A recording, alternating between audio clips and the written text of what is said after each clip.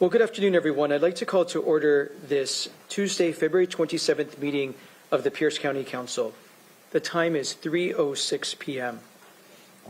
Madam Clerk, will you please call the roll? Councilmember Campbell. Here. Councilmember Krueger. Here. Councilmember Denson. Here. Councilmember Herrera. Here. Councilmember Hitchin. Here.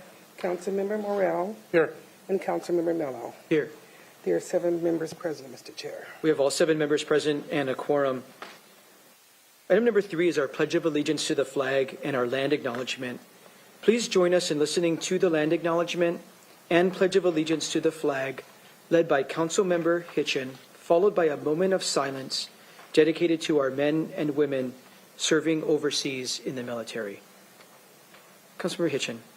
Thank you, Chair. We acknowledge that we are on the traditional homelands of the Coast Salish tribes. Coast Salish people have lived on and stewarded these lands since time immemorial and continue to do so today.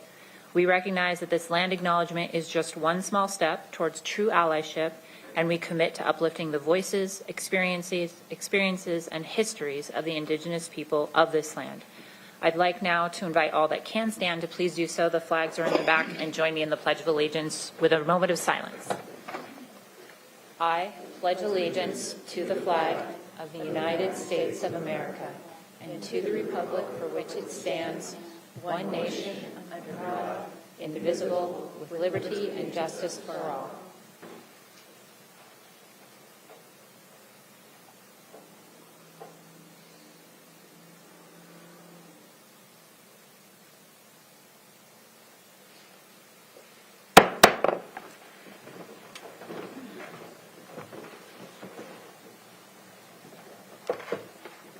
So we are now at section 4 of our agenda, which is approval of the agenda. I'm going to ask if there's any objection to slightly just rearranging the agenda, not taking anything off or adding anything to the agenda, but rearranging the agenda in order to accommodate schedules. So the request in approving our agenda is to take up the appointment of the Director of Health nominee to right after Section 6, messages from the executive judges and prosecuting attorney.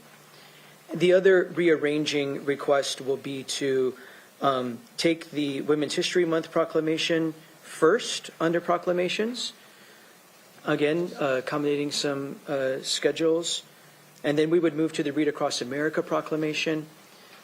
And then if there are any appointees that we choose to move from the consent agenda to the regular agenda, we would then take those and then move into the rest of the agenda as printed. Is there any objection to approving our agenda with those rearrangements? Not seeing any. The agenda will stand approved. On today's council agenda, there will be multiple opportunities for public comment. On the consent agenda, you may provide comment on any final action item. Does not include items placed on the consent agenda simply for introduction or scheduling. And so on today's consent agenda, there are 4 resolutions for final action and 3 appointments, including 1 removal of an appointment. So those are all subject to public comment. And during sections 8 and 9 of our agenda, we will take public comment on each ordinance and resolution individually. And finally, under Community Forum, there will be an opportunity to address the Council on any topic that is not on today's agenda. For more information on the rules for public participation, please review the bottom of page 1 of today's agenda. So that brings us to section 5, our consent agenda. We do have our consent agenda before us. Does any member wish to pull any item from the consent agenda? Vice Chair Campbell. Thank you, Chair. I move approval of the consent agenda as amended, moving items C2A, C2B, and C2C to section 9. And that is the 3 appointments. It's been properly moved and seconded that we adopt the consent agenda with the exception of moving items C2A, C2B, and C2C to the regular agenda under resolutions. So this is a public hearing on the remaining final action items on the consent agenda, which is one, removal of a member from the Pierce County Veterans Advisory Board. That's the only final action item remaining on the consent agenda. Does any member of the public wish to provide comment on that final action item? Please come to the podium. I'm not seeing anybody come to the podium. Mr. Weinsberry, anybody in our Zoom room wishing to provide comment on the remaining final action item on the consent agenda? Yes, sir. For any members of the public who wish to provide comment on any final action items, press the raise hand icon in Zoom or *9 on your telephone keypad.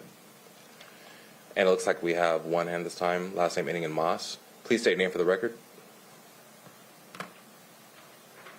Good afternoon, members of the committee. My name is Heather Moss, Director of Human Services for Pierce County. I just wanted to weigh in real quick. The request to remove an individual from our advisory board is for Sean Dennerline.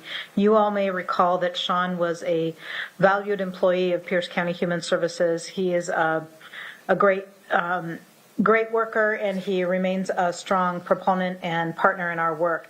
Sean has recently experienced some personal and familial obligations and health issues that have required him to step away from his duties with us, and so we are moving this forward, and he is aware of that action that we're taking. Just wanted to make clear what's going on there. Thank you, Director Moss. And there's no other hands at this time, Chair. Seeing no other hands, we'll close the public hearing, bring it back to the council. Madam Clerk, will you please call the roll on the consent agenda?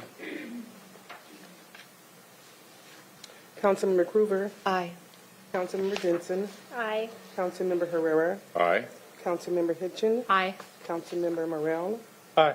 Councilmember Campbell, Aye. and Councilmember Mello. Aye. The result of the roll call vote is 7 ayes and 0 nays. On a vote of 7 ayes and 0 nays, the consent agenda is adopted. That brings us to Section 6, messages from the executive, judges, and prosecuting attorney. We do have the executive in person with us in council chambers, and we'll be calling on Executive Dammeier to help introduce the item where he is recommending for confirmation a new director of health. And so we will call on Executive Dammeier during that time. He did transmit the following ordinances for approval and his signature on February 26th. They included ordinance number 2023-76, which was an ordinance of the Pierce County Council vacating a portion of 34th Avenue East. He signed ordinance 2024-500, which was an ordinance of the Pierce County Council that provided a non-exclusive franchise agreement to Public Utility District Number 1 of Lewis County for wireline telecommunications system in Pierce County. And finally, he signed ordinance 2024-501, which was an ordinance of the Pierce County Council canceling certain uncollectible personal property taxes. Executive Dammeier, thank you for being here. Again, we'll call on you when your nominee comes forward, but did you have any other messages for us? Thank you. And there's no other messages from judges or prosecuting attorneys. So we are at, we agreed to bring forward Resolution R 2024-132 at this time. Councilmember Herrera for a motion, please. Chair, I move proposal number R2024-132. Second. It's been properly moved and seconded that we approve proposal number R 2024-132. Madam Clerk, will you please read the title into the record? Proposal number R 2024-132, a resolution of the Pierce County Council confirming the appointment of Chantel Harmon Reed as the Director of Public Health for the Tacoma Pierce County Health Department. Thank you. Thank you. Ms. Long, to help introduce this item. Thank you and good afternoon. So the retirement of Dr. Anthony Chen has created a vacancy in the position of the Director of Public Health for the Tacoma Pierce County Health Department. That position, the director position, is governed by a local board of health and is responsible for leading and directing the operations and programs of the Tacoma Pierce County Health Department, which is a combined county-city health department created by interlocal agreement. The interlocal agreement that created the health department provides that the county executive and the mayor of the city of Tacoma shall appoint the director of public health from a list submitted by the Board of Health, and that appointment shall be effective upon confirmation by the legislative bodies of both the county and the city. On January 31st, 2024, the Board of Health unanimously submitted finalists for the director position to the county executive and the mayor of the city of Tacoma. The Pierce County Executive has appointed Chantel Harmon Reed to serve as the Director of Public Health for the Tacoma Pierce County Health Department, subject to confirmation by the County Council. And the resolution before you today expresses the council's confirmation of Ms. Harmon Reed as that Director of the Health Department for the Tacoma Pierce County Health Department. And if you have any questions, happy to answer those at this time. Thank you. Thank you, Ms. Long. I'd like to call on our county executive. Thank you for being with us, Executive Dan Meyer, to help introduce your nominee. Thank you, Mr. Chair. For the record, Bruce Danmeyer, I have the privilege of serving as the county executive for the people of Pierce County. This council is very well aware, as I am, that if you aren't healthy, nothing else matters. And one of the things that I have been concerned on for a long time, since back in my days in the legislature, when I first became aware of the county health rankings, was that Pierce County has been an outlier among Puget Sound counties in a negative way. Today, Pierce County is in the county health rankings is ranked 20th. If you look at King, Snohomish, Skagit, Kitsap, Island, San Juan, they are all top 20. Or excuse me, all top 10. All top 10, and we are 20. So we are an outlier in a negative way. And for me, that's a big concern for our community. I know this board, this council is also keenly aware that within Pierce County, we have radically different health outcomes, radically different longevity across roads, from neighborhood to neighborhood almost, radically different. And I know that we are all concerned about that. I have been trying to find ways that we can help improve the health outcomes for our community since I was in the legislature and today. That is why the appointment of our Director of Public Health is so important. While the Director of Public Health is not individually and directly responsible for improvement in health outcomes for our community, that person is the leader of that and needs to bring other organizations, healthcare systems, kind of governments, community, nonprofits around to rally around that. They are the singular most important person in delivering improved public health for our community. And that is why I was very excited to interview with Mayor Woodards for us to go through the interviews to look at who the candidates that were approached. And I appreciate the Board of Health, I think, did a very good job of providing 3 excellent candidates for us to consider. When I looked at what I was looking for in a Director of Health for our community, one, I wanted fresh perspective. I wanted experience outside of Pierce County, certainly experience maybe outside of the state of Washington. I wanted someone to come in with fresh eyes. I talk to our new employees about that all the time. They have the freshest eyes to county processes. I wanted some fresh eyes. I wanted someone who's seen and been exposed to different processes. Director Reed has been, extensive experience down in Louisiana, New Orleans, and most recently in Multnomah County. So she definitely has that. I also wanted somebody who was grounded in local public health, in understanding what it takes to deliver public health on the ground in a community. Her whole career has been both in Louisiana, in New Orleans, in Multnomah County, has all been about at the local public health level, delivering for the community.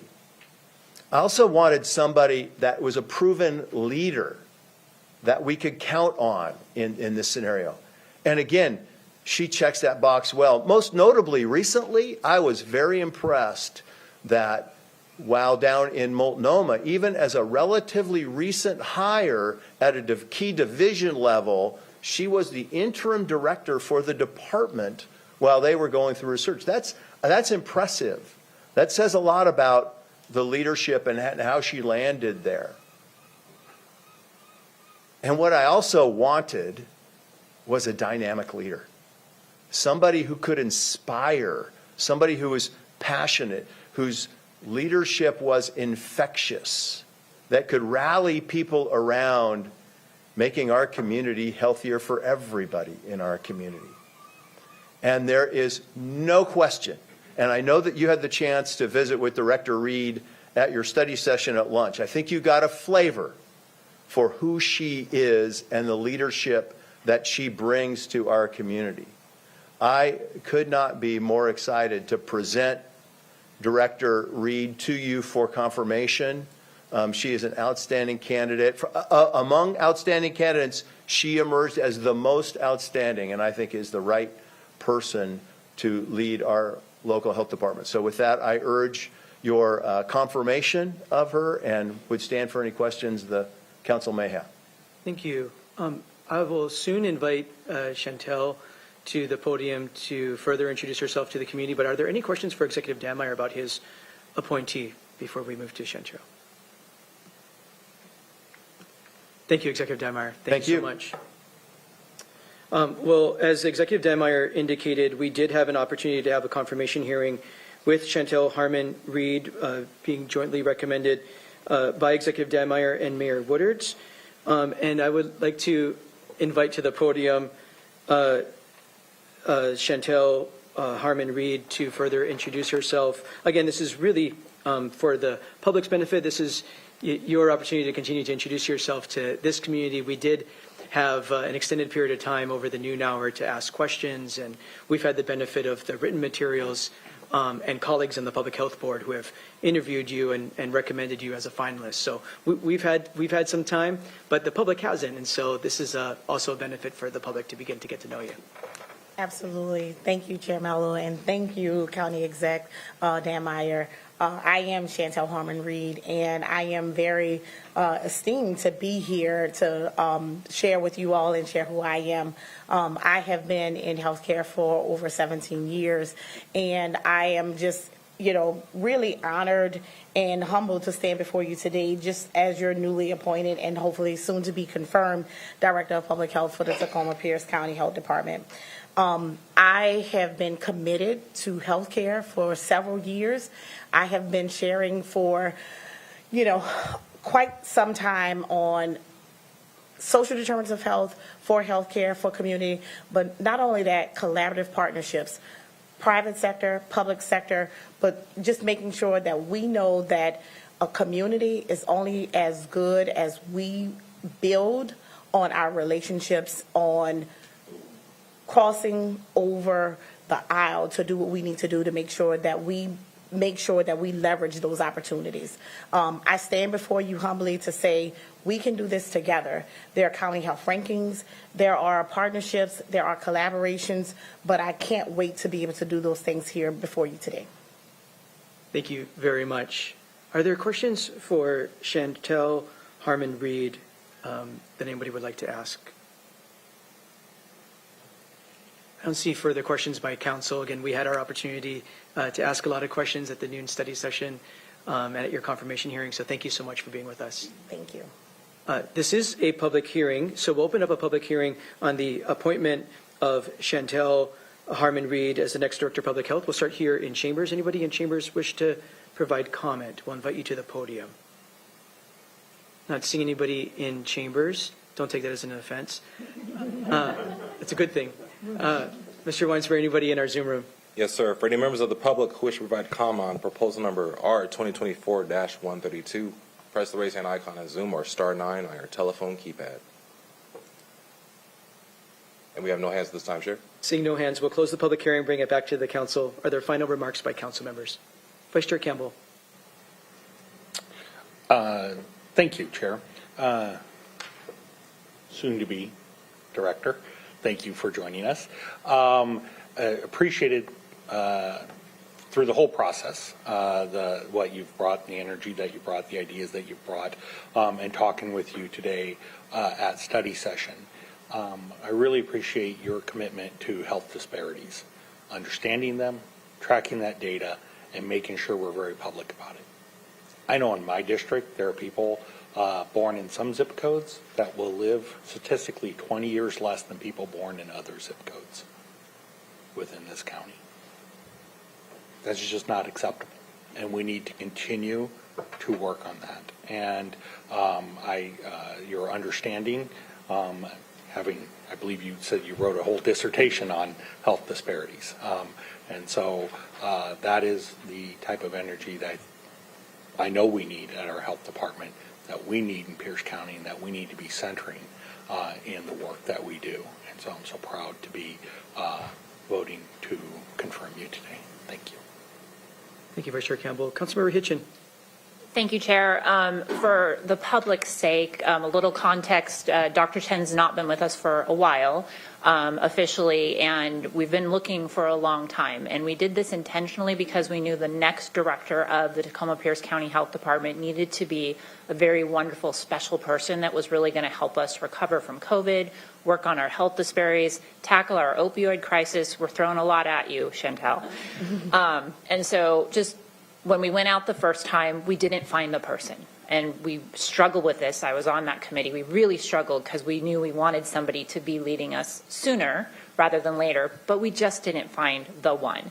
And so we couldn't send to our executive and mayor a candidate pool that we thought they could find the one from. And so we did a little due diligence. We actually split the position. Happy to have a conversation. You want more details, but I'm getting in the weeds.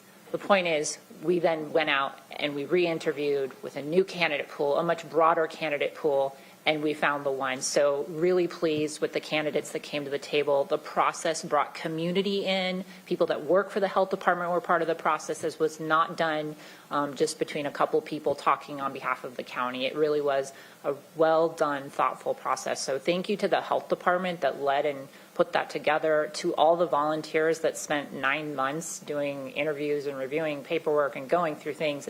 It was a lot, but we found Chantel, and I think that you are going to be a dynamic and wonderful leader, and I'm looking forward to working with you as being a member of the Board of Health. Thank you, Chair. Thank you, Councilmember Hitchin. Councilmember Herrera. Thank you, Chair. And Councilmember Hitchin, you touched on a lot of things. A lot of work has gone into coming to this point right now. And I want to say thank you for putting your name in there. There was a lot of candidates, a lot of good candidates. It came down to 3. And I could only imagine the process of this for yourself. You're getting appointed by not only the executive, you have a mayor of another city. So you had to go through 2 different interviews at the last little part, and all the other interviews with the health board and everybody else. And then now you have to get confirmed by us. So, I mean, it's a long process right there, and you've gone through it all. And I can only imagine that there's probably been things in your life where you probably felt down, or you were tired of it, and there's somebody probably in your life that said, keep going, girl. And, you know, sometimes we reflect on those things, and I appreciate you sticking your neck out and having whatever support mechanisms that you have. I say thank you to those folks too, that you are here now to serve the people of Pierce County because of your perseverance through the process and everything else you've ever been through. So thank you for being here, and I look forward to you giving some great perspective and your leadership. So thank you very much. Thank you, Councilmember Herrera. Other remarks? I'm not seeing any other remarks. Again, we're really pleased that you're in front of us.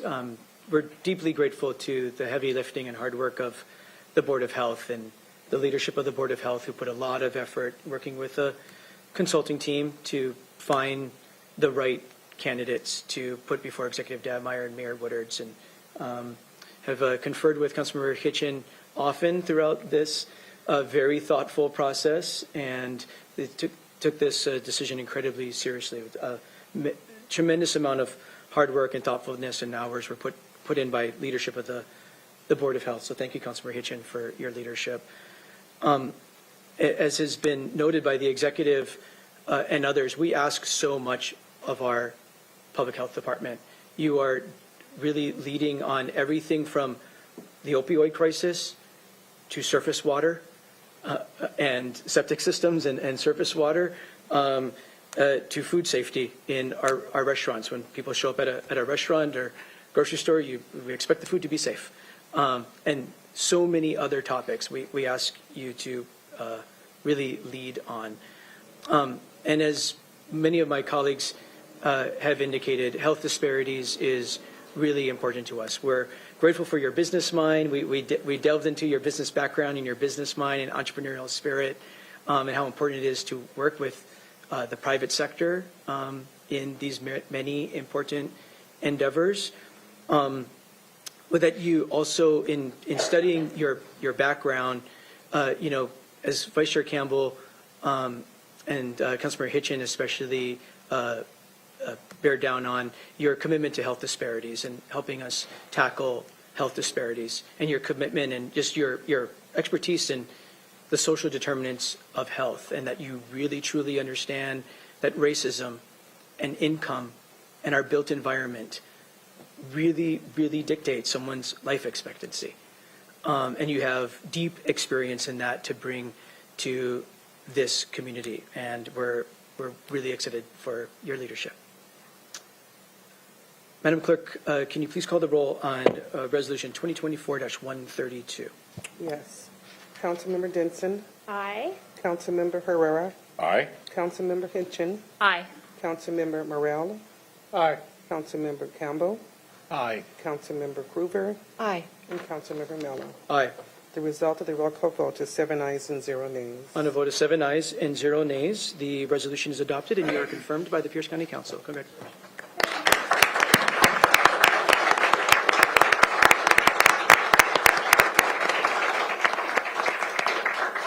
We'd welcome any further remarks if you wish. Absolutely. I just want to say that I would be remiss if I don't say thank you to each and every one of you, to, again, County Exec Danmeyer, to Mayor Woodards. I want to absolutely say thank you to Dr. Chen and to Senden Jitsi, and to all of the staff and all of the people who have been a part of this process and who have been leading this health department over the course of this time. I cannot say enough that I am honored to be working with this community. I also cannot say enough that there's a legion of people who are out here who have been supporting me. My family is watching all over the country. I just want to say to them, thank you for your support. My mother is here from New Orleans. She flew up. I have people who are here supporting me. I want to make sure that they know I am ready. I cannot wait just to be in this space and place, because I want you to know that I went to the health department today and it was just an outpouring of staff just ready to hit the ground running. They are ready to do the work. They are ready to serve this community. They are ready to build those partnerships. They are ready to do all of the things that we know that we can do to make this the place that we want to live. I mean, just sitting in the audience, just sitting here and just doing all these other things. I'm excited about it, and I want you to know that it is reverberating. So I'm excited and ready to hit the ground running. Thank you. Thank you. Congratulations.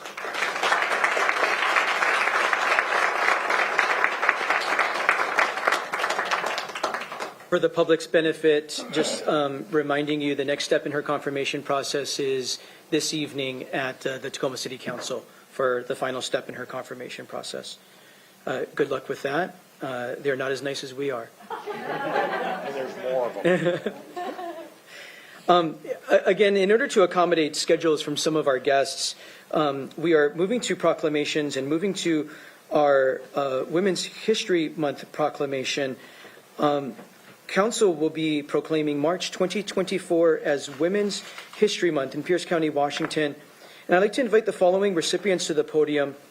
As Councilmember Hitchin reads this proclamation into the record, we are so pleased to be joined by Liz Krause, Policy and Advocacy Manager for our Tacoma Pierce County Habitat for Humanity, Stacy Krinich, the Chief Executive Officer of Good Roots Northwest. Welcome to the podium, Stacy. And in our Zoom room, we are so fortunate to have Donna Panapinto, the President and Chief Executive Officer of the United Way of Pierce County. Donna, we see you there. Thank you for making time. We know you're on a very tight schedule, Donna. Councilmember Hitchin to read the proclamation into the record. Thank you, Chair. A proclamation of the Pierce County Council proclaiming the month of March 2024 as Women's History Month in Pierce County, Washington.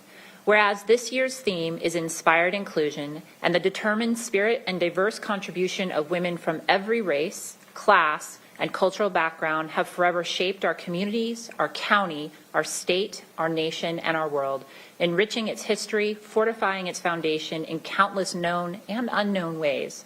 And whereas, since the establishment of Pierce County in 1852, spanning 171 years of dynamic evolution, women have charted extraordinary paths of progress exemplified by trailblazers such as Clara Antoinette McCarty Wiltz, the pioneering graduate of the University of Washington and the inaugural superintendent of the Pierce County School District, thus etching her name as the first woman to hold an elected office in a Washington territory.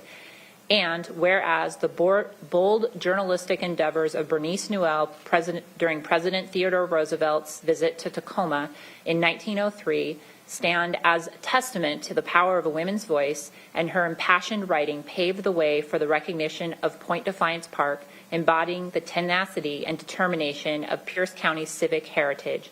And whereas Pierce County has been home to an array of influential female leaders, including Dr. Dixie Lee Ray, Rosa Lee Franklin, and Representative Lori A. Jenkins, each leaving a permanent mark on our collective consciousness and advancing the cause of equality and justice. And whereas the legacy of women's leadership extends beyond politics, resonating with vibrant history of our community through the tireless efforts of visionaries such as Nettie J. Craig Asbury and Jeanette McLeod, whose steadfast commitment to social justice and advocacy continue to inspire generations. And whereas the bedrock of Pierce County is strengthened by the invaluable contributions of woman-funded organizations, including the YWCA, the Korean Women's Association, the League of Women Voters, and the transformative endeavors of women-led programs like Good Roots Northwest, the United Way of Pierce County, and Habitat for Humanity's Women Build, which is catalyzed positive change and fostered culturally diverse communities throughout our region. And whereas women represent the integral pillar of Pierce County's workforce, contributing immeasurably to its economic vitality, cultural richness, and social harmony, with 49.4% of Pierce County government workforce comprising of women, including 237 esteemed female leaders serving as managers. And whereas we recognize the courageous service and sacrifice of women service members in Pierce County, past and present, who have honorably served our nation, defended freedom and democracy, and contributed to the richness of our county's history. Their dedication and bravery inspire us all to strive for excellence and uphold the values of service and patriotism. Now, therefore, be it proclaimed on this 27th day of February 2024 by the Pierce County Council that March 2024 is hereby designated as Women's History Month in Pierce County, Washington. And we encourage all community members to take part in community events, learn about and reflect on influential women of the past and present who chartered the course of today's women leaders and those in the future. Let's give them a round of applause.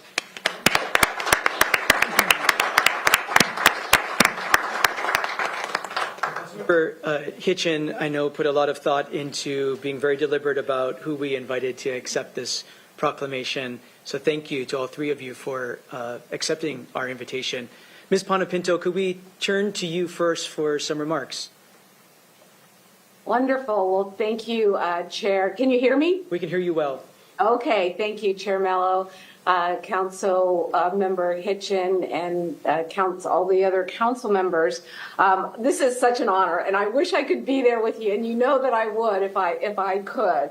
I'm just so honored to be recognized for this special month dedicated to women's history and a celebration of women's contribution to history. And, I think about all the wonderful women that you mentioned, Councilmember Hitchin, that have done so many wonderful things here in Pierce County. And when I was looking up the theme for Women's History Month this year, and it's around women who advocate for equity, diversity, inclusion, and I thought how fitting And, my goal in with United Way is lifting 15,000 households out of poverty by 2028, focusing on those Alice families, those women and children that struggle every day to make ends meet. And nothing gives me greater joy as a woman to be that catalyst and to lead an organization that is that catalyst for change and bringing together individuals in the community to figure out how do we tackle these issues and complexities around poverty, social justice, and inequities. And so I will just end. I found a great quote from Rosa Parks that says, "You must never be fearful about what you are doing when it is right." And I think all of us, women, men, all of us in this community are doing that every day for the residents of Pierce County. So again, thank you so much for this honor and for the proclamation. I am truly, this is something very special and I appreciate it. So thank you again. Thank you for your leadership. Thanks for making time to be with us. We know you have to rush off to something else, so if we see you disappear, we will get this to you, Donna, in the mail, or one of us will hand deliver it. So thank you for making time. Ms. Krause. Wonderful. Thank you. And thank you so much for having us today. And thank you to the council for recognizing Women's History Month. It's really exciting to be here. And thank you especially to Councilmember Hitchen for putting all this together and for the invitation. As she stated, my name is Liz Krause, and I am the Policy and Advocacy Manager for Tacoma Pierce County Habitat for Humanity. And when I first heard from Councilmember Hitchen about this proclamation, it really struck me how fitting it was, because women are really at the center of what we do at Habitat. Since 1985, when our organization started, over half of our homeowners have been single female heads of household. So those are strong, hardworking women in our community supporting their children or dependents, and we feel really fortunate that they walk with us and work with us and feel empowered to become homeowners at the end of their journey with us. But beyond that, we also have an army of female identifying volunteers who are not afraid of power tools and who are out on our construction site every week and every weekend. And within our organization, we have some incredible female leaders and a culture of empowerment that makes me really grateful for the mentorship and the leadership of the other women in this community with me. Overall, I just feel really fortunate to be here and to work for an organization that empowers and believes in and expects great things from women. The leaders that have come before me and that have laid the path for young women such as myself to be doing this work in advocacy, I truly owe it all to them. I'm very grateful for the women of this community that have made this possible, and I feel extremely fortunate to work towards building that opportunity for more women and girls and female identifying folks in the future. So thank you so much for having me, and I really appreciate being here. Thank you for making time to be with us. Ms. Krnich. Thank you so much, Councilmember Hitchen, for including me in the same breath with all of those beautiful women leaders of our community. Thank you. There's a lot of leaders in this audience, not just us at the podium. My daughter, I have a 14-year-old daughter who is in my leadership training academy at our home. She was born a leader, though. Cece this week gave a visual media presentation at her school and was feeling nervous about having it be played on the screen. And so the presentation was on Harriet Tubman. And so Cece Robbins inspired me today with her work, as does Harriet Tubman. And it's something that I talk about a lot, which is dreaming. I wholeheartedly believe that women in our community are the architects of our society. We're relentlessly so. And Harriet Tubman had said that all great dreams begin with a dreamer. And I think sometimes when we are thinking about what we want for our community and our society, we're being so proactive about all of the things. It's like whack-a-mole, all the things that are happening. And we tend to neglect the biggest dream of all, of what we want, and to work backwards from there. I also love that Harriet Tubman, upon her death at 91, said that she would go to prepare the place for all of us. And so thinking of her leading to her death just speaks to the relentless pursuit of better spaces and places in our society. So thank you so much for this honor to be here today. Thank you. Thank you for sharing those reflections with us. Are there final remarks by council members? Councilmember Hitchin. Thank you, Chair. Thank you both for being here in person, and I think she vanished, but thank you to the Director of United Way, Donna Pinapento, for being here as well. I was trying to figure out, who do you bring to accept a Women's History Month proclamation? And I was imagining, with the theme that was set up, the people that help build up women in our community. And so you feed people in our community and help connect people with resources. You provide a home, and we try and get people out of poverty. I mean, can you think of 3 more amazing programs that lift women up in our community? I mean, the thing is, there are actually dozens, but these 3 amazing women came to mind, and their programs came to mind. I also want to point out, we appointed a woman director of health this afternoon, and I also have we have Read Across America, and our 3 library systems are all led by women. Women do a lot in our county, and we continue to lead in partnership and beside men and non-binary community members to make a difference. We work together as community, and it takes a lot of strength and energy and time, but I love the heart that comes when a woman is in the lead. So thank you for the work that you do every day, and the lives you change, even the ones you don't know that you're changing them, but you are. So thank you. Thank you, Councilmember Hitchin. Councilmember Herrera. Thank you, Chair, and thank you, Councilmember, for putting this forward. It's important to talk about the history. You know, one of the names you spoke on there was Janet McLeod, and some folks may not know who that person is, and there was a lot of other names on there. And there's a lot of different situations where women have been either forced into leadership because everything around them fell apart, or they were in jail, or all the other leaders were gone, dead, or whatever, something like that. And it's women who've stepped up in whatever situation it was, usually in very adverse situations, more so than the average, something like that. But it's good to talk about. It's good to talk about it, because names will fade away. We had great examples of, we have Martin Luther King Day, because we want to talk about a good leader, right? He's been gone over 50 years, and if we haven't talked about it, if we didn't celebrate or anything like that, that name would have also faded away. So having a proclamations isn't just to talk, it's to talk it and bring the names up, but we need to continue to do that. So some of these leaders aren't with us anymore, and we gain strength from folks who plowed the way for us here in the future today, and gives us great examples to move forward. So thank you very much, Chair.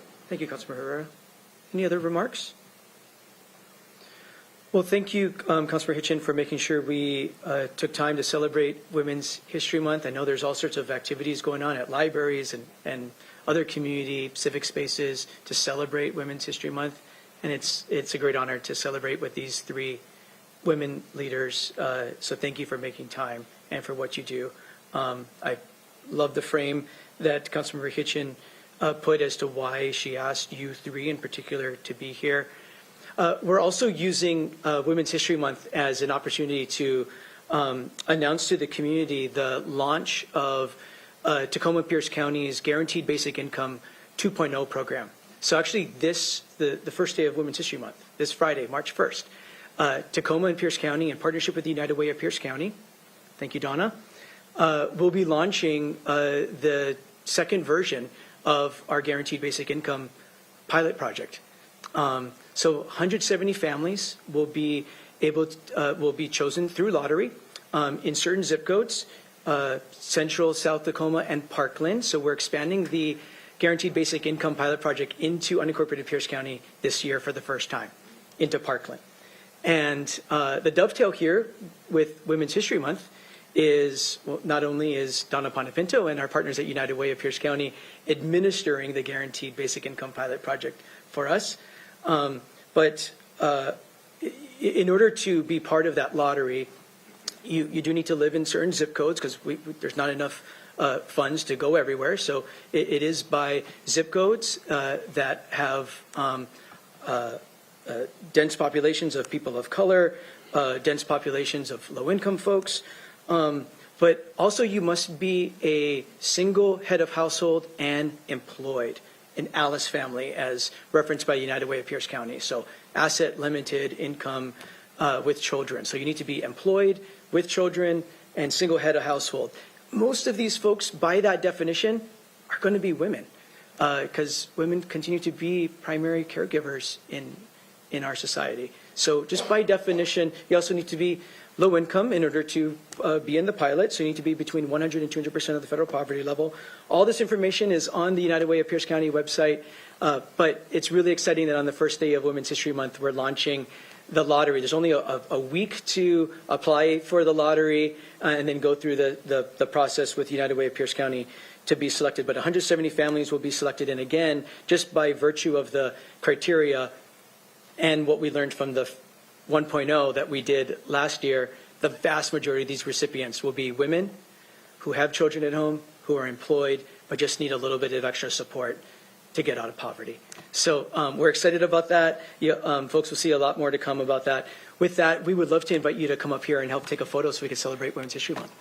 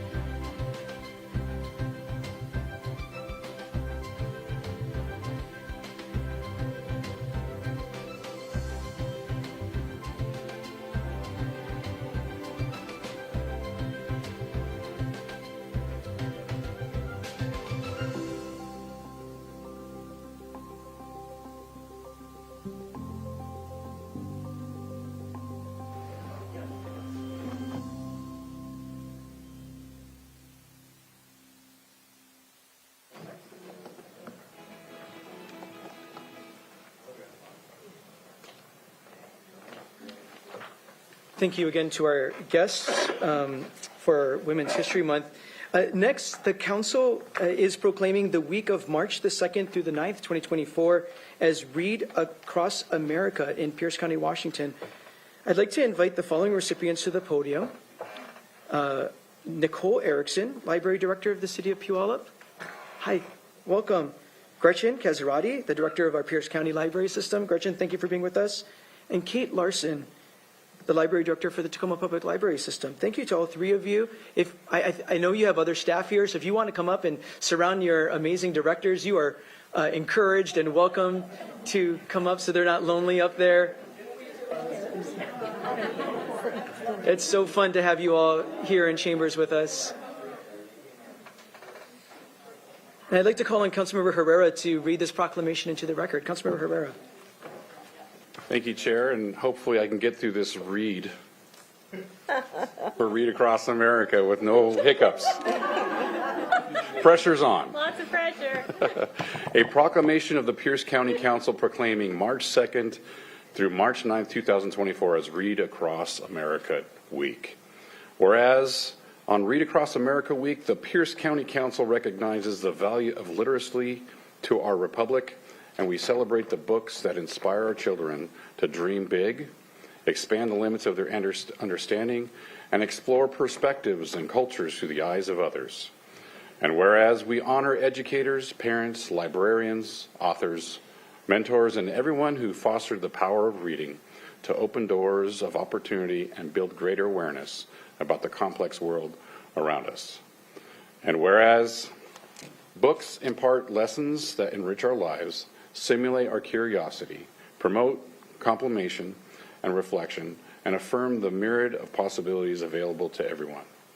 And whereas reading transports children to unique places where they can embrace unfamiliar ideas, develop their own intellect, and spark creativity in their lives. And furthermore, children are the hope that lifts our ambitions, and inspiring them to read is essential to the future of our nation, our state, and our county. Whereas the Pierce County Council supports the availability of diverse stories in Pierce County as they provide children, teens, and adults with different perspectives that help us see how others think and feel. And whereas several organizations in Pierce County, including the Puyallup Public Library, the Tacoma Public Library, and the Pierce County Library System have several events planned to celebrate and encourage reading for this year's Read Across America Week, including Toddler Treasure Story Time for children and the young, Black and Brilliant Book Club for teens at the Puyallup Public Library, Pajama Story Time and Family Story Time with the Tacoma Public Library, and Read to a Dog, Readers Theater and Library pop-up at different branches with the Pierce County Library System. And whereas in 2023, more than 68% of those voted in the August 1st, 2023 primary election approving a library capital facility area and bonds to build a new Sumner Library, illustrating the community's commitment to accessing books and library resources for all. And whereas the Pierce County Library System intends to install an approximately 7,000 to 10,000 square foot interim library in the city of Lakewood, which will ensure regular access to reading materials, information, and resources. Whereas on Read Across America Week and every week thereafter, let us nurture our children with the resources and support they need to become proficient and passionate readers by continuing making books accessible, reading fun, and education meaningful.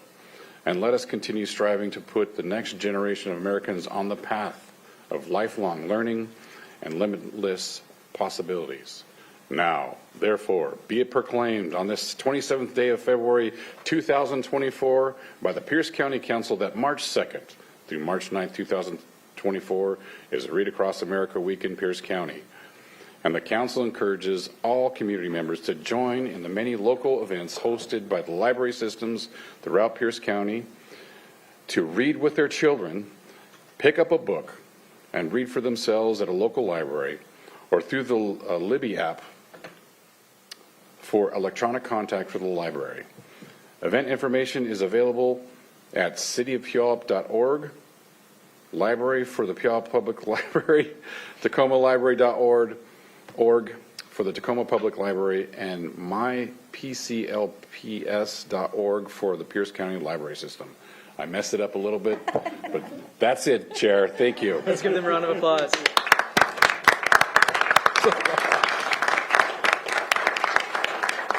Thank you, Councilmember Herrera. That was a mouthful. There's a lot to celebrate, a lot to participate in.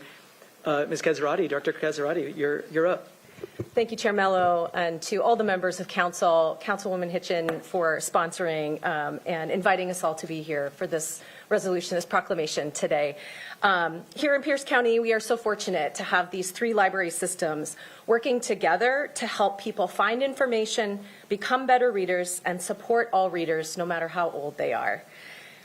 Together, we are reaching the 900,000 plus residents of Pierce County.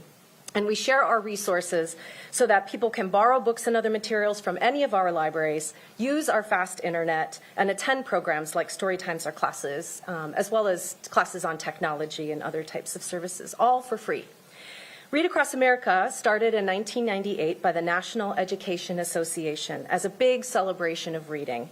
Many schools, libraries, and people who love reading celebrate on March 2nd every year.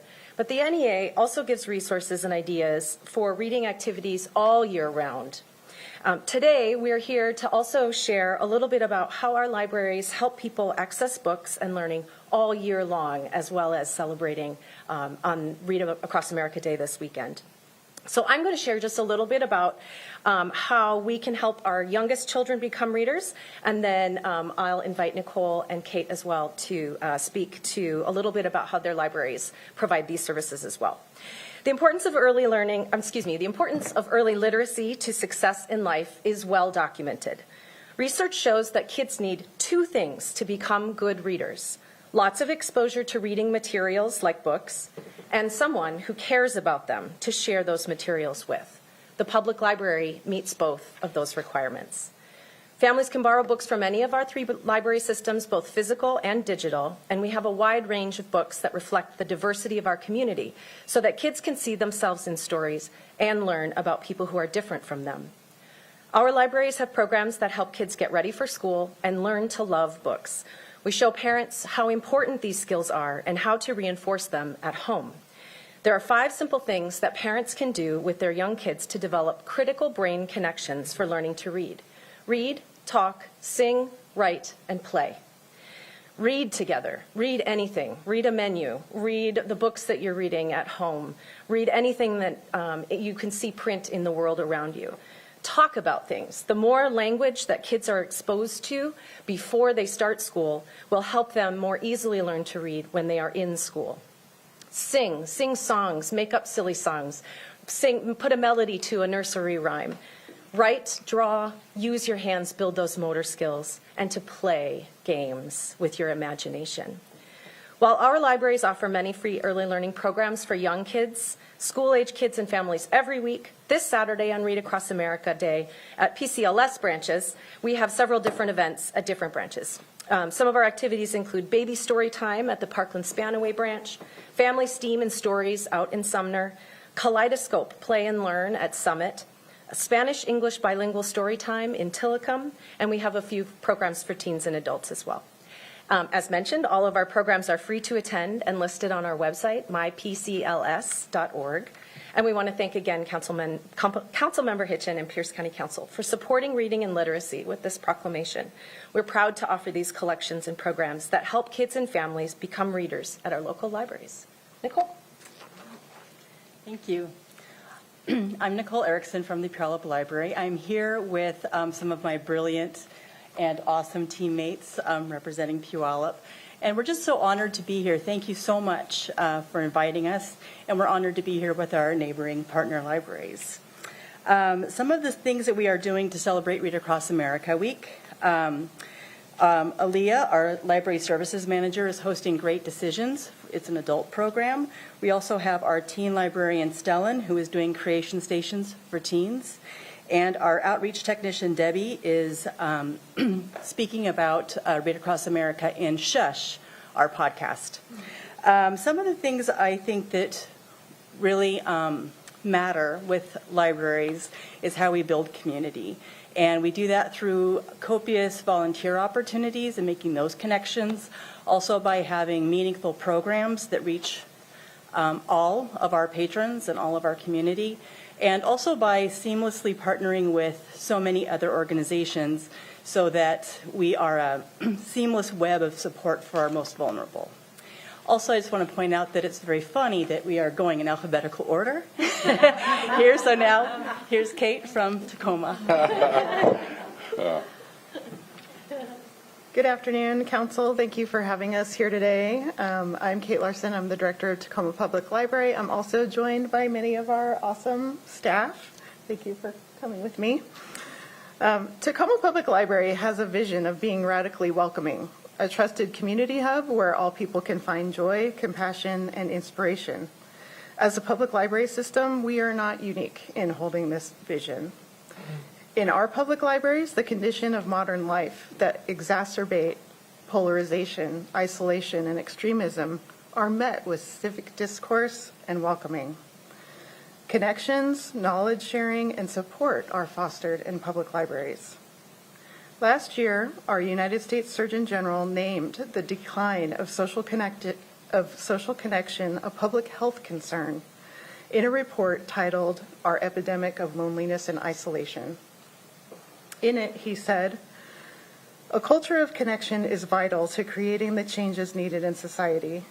While formal programs and policies can be impactful, the informal practices of everyday life, the norms and culture of how we engage one another, significantly influence social connection. On any given day, our libraries are brimming with activities that foster connection at their core. These are the informal practices of everyday life that the U.S. Surgeon General was referring to. We host programs ranging from early literacy story times, as Gretchen talked about, civic discourse on foreign policy, as Nicole talked about, after-school gaming programs at Tacoma Public Library that encourage positive connection amongst our teens, or our Wisdom Cafe, where adults of all ages share memories, life experiences, discuss topics of the day, and encourage active connections. This week, as we celebrate Read Across America Week, we celebrate libraries as safe and welcoming to people and their ideas. In a quote now made famous by America's favorite librarian, Michael Threets, "Having fun isn't hard when you have a library card." Thank you for your support for Read Across America, for libraries, and thank you for the honor of speaking with you today. Thank you. Thank you to all three of you for your very thoughtful remarks, to all of your staff who are working hard to develop meaningful programs for all age groups, and everything you shared with us. We're going to help promote it through the council offices, social media. We already have, but we'll continue to do so. Thank you for being so thoughtful. Are there remarks by council members? Councilmember Herrera. Thank you, Chair. I got through it, but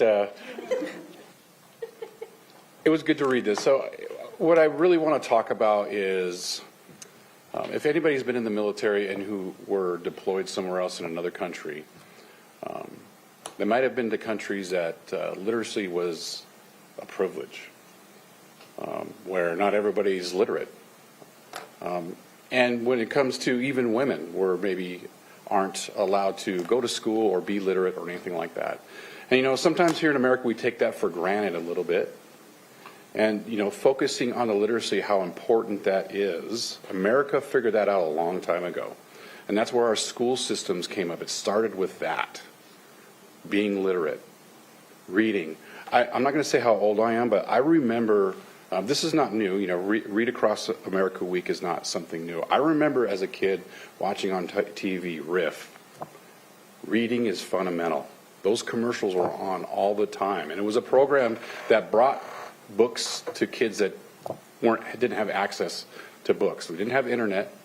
And someone mentioned it earlier that the early literacy is really important, and getting those books in front of those eyes was important. So what you're doing now is nothing new. America knows that being literate is very important. And that was amplified to me when I went to other countries that didn't have that. And that is probably a core value of one of America's values. So thank you for standing up for one of America's important values, literacy. So thank you, Chair. Thank you, Councilmember Herrera. Councilmember Hitchin. Thank you, Chair. And I will always stand up and be a huge cheerleader for libraries. Love them in my schools and love them in the community, and feel like they are just such a great community building space. I didn't know I could get a Tacoma Public Library card, so I just wanted to make that announcement in case anybody was not aware that even though you may live outside the city limits of Tacoma, you can get a Tacoma Public Library card. Is the same for Puyallup? Yes. Okay. So, and I want to explain why that's important.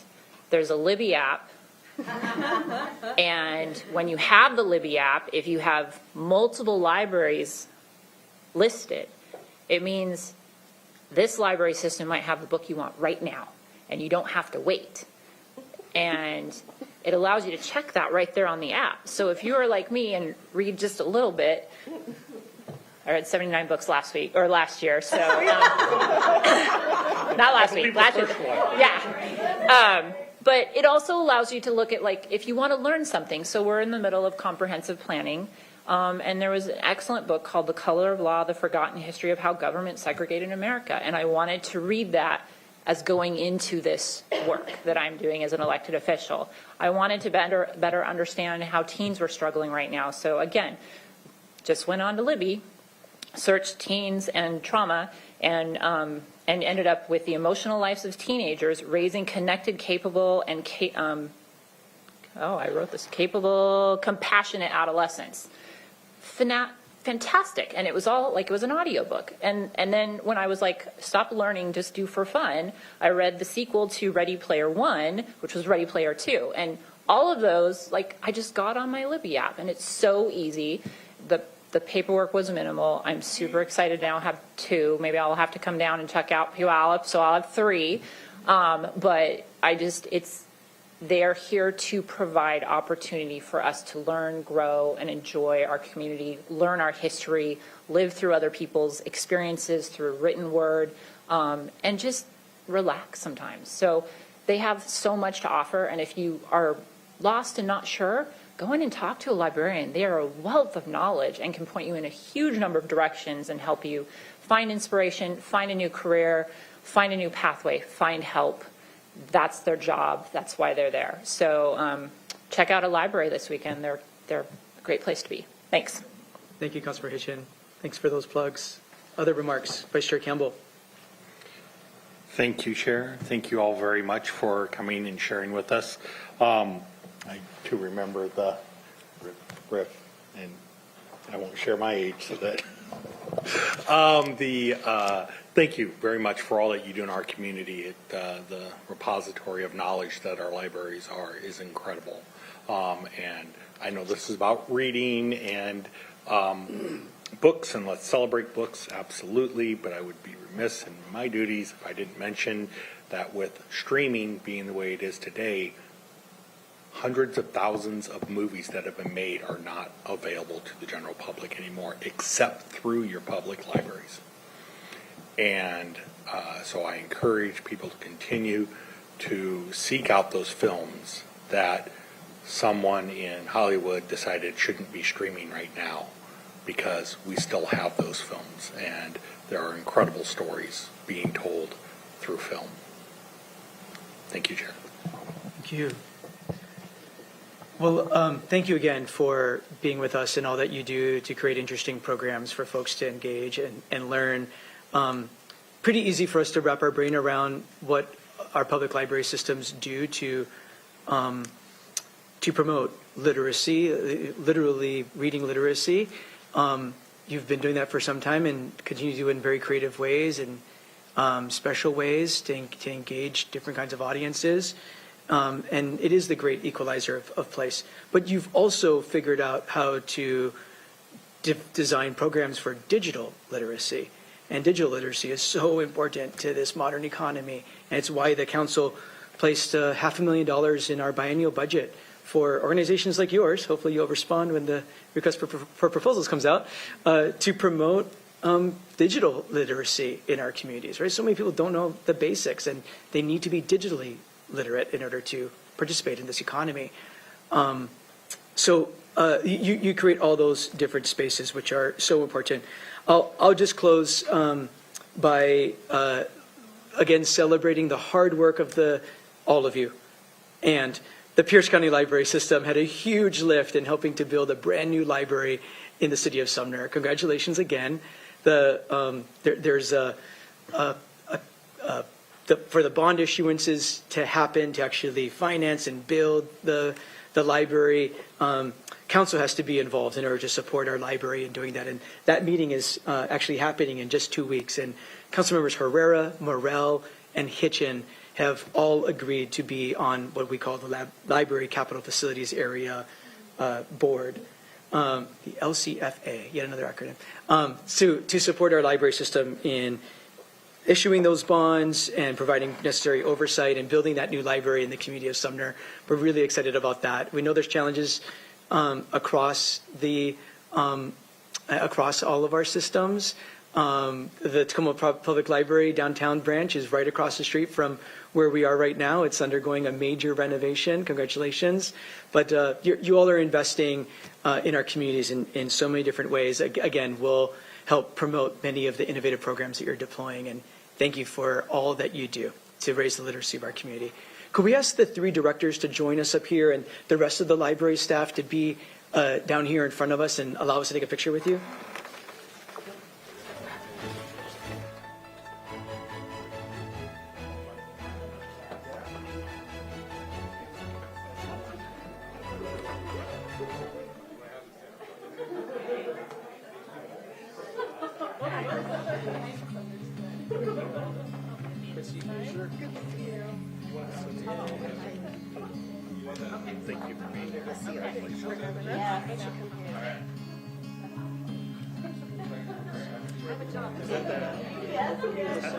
That's our center point.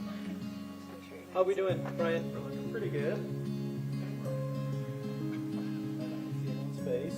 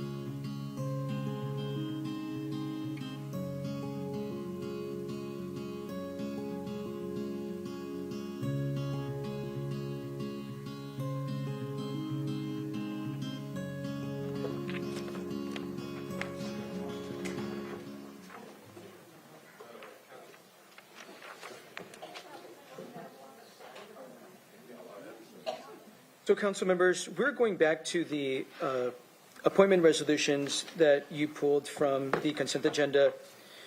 We are at C2A on our consent agenda, which is proposal R 2024-126. Councilmember Denson for a motion, please. Thank you, Chair. I move proposal number R 2024-126. Second. It's been properly moved and seconded that we adopt the resolution 2024-126. Madam Clerk, please read the title into the record.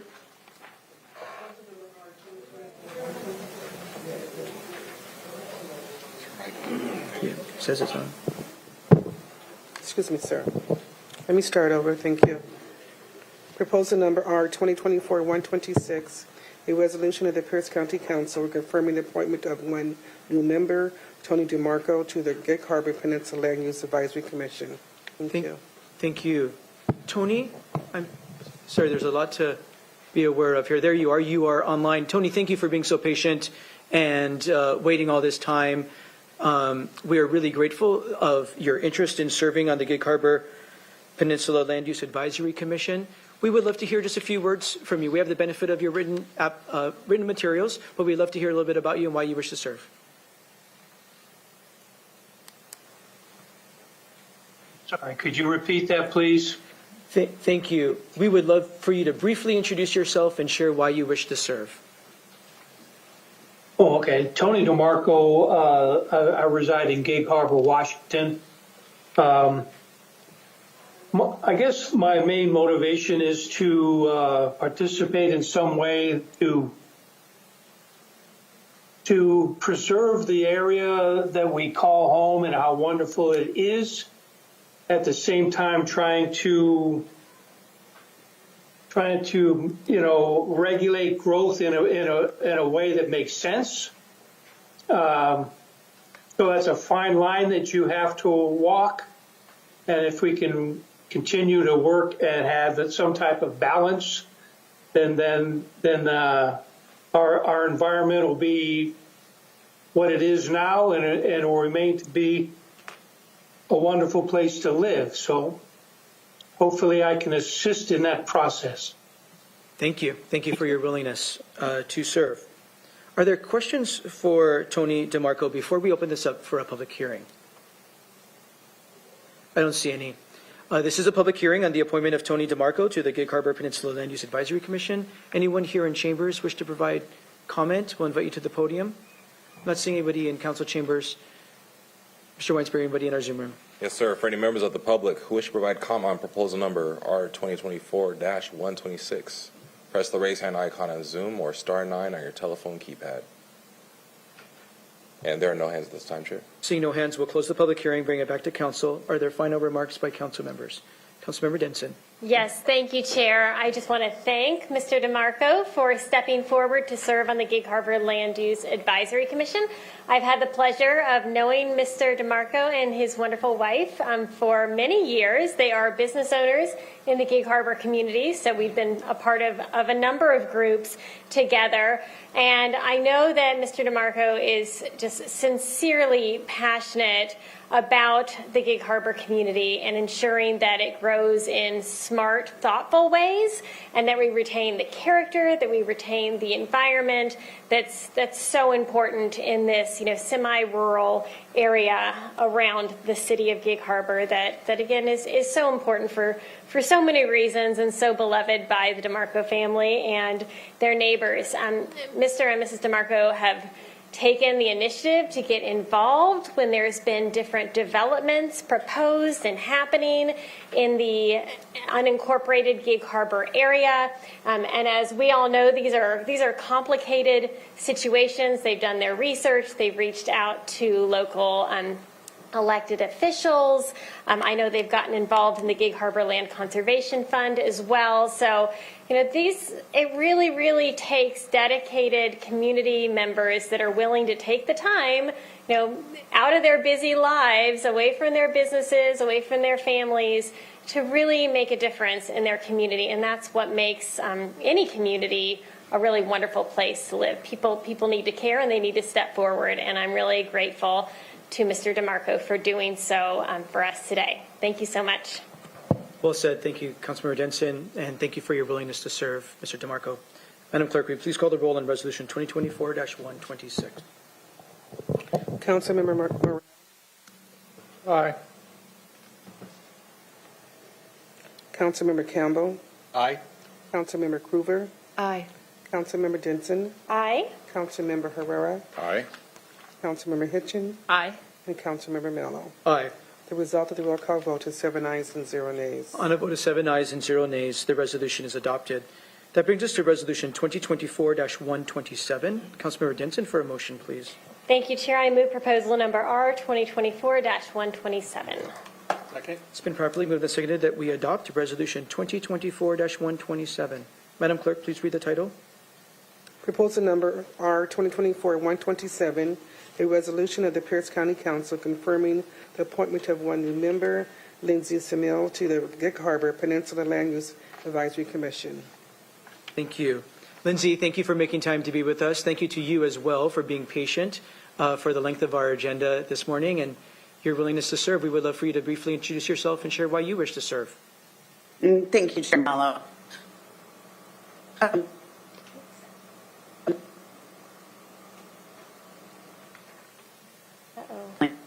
Lindsay, we might have some broadband bandwidth issues. Could we ask you to try one more time? And if that doesn't work, we might ask you to turn your video off.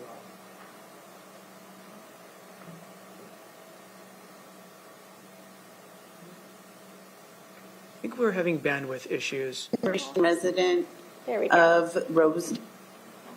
Is this better with my video off? Yes. It is. Let's have you start from the beginning, please, Lindsay, with your video off. Perfect. I think it'll work. Thank you, Chair Mello. Lindsay Zamel. I am a fifth-generation resident of Rosedale, Washington, and have 17 years of experience in the land use and planning realms.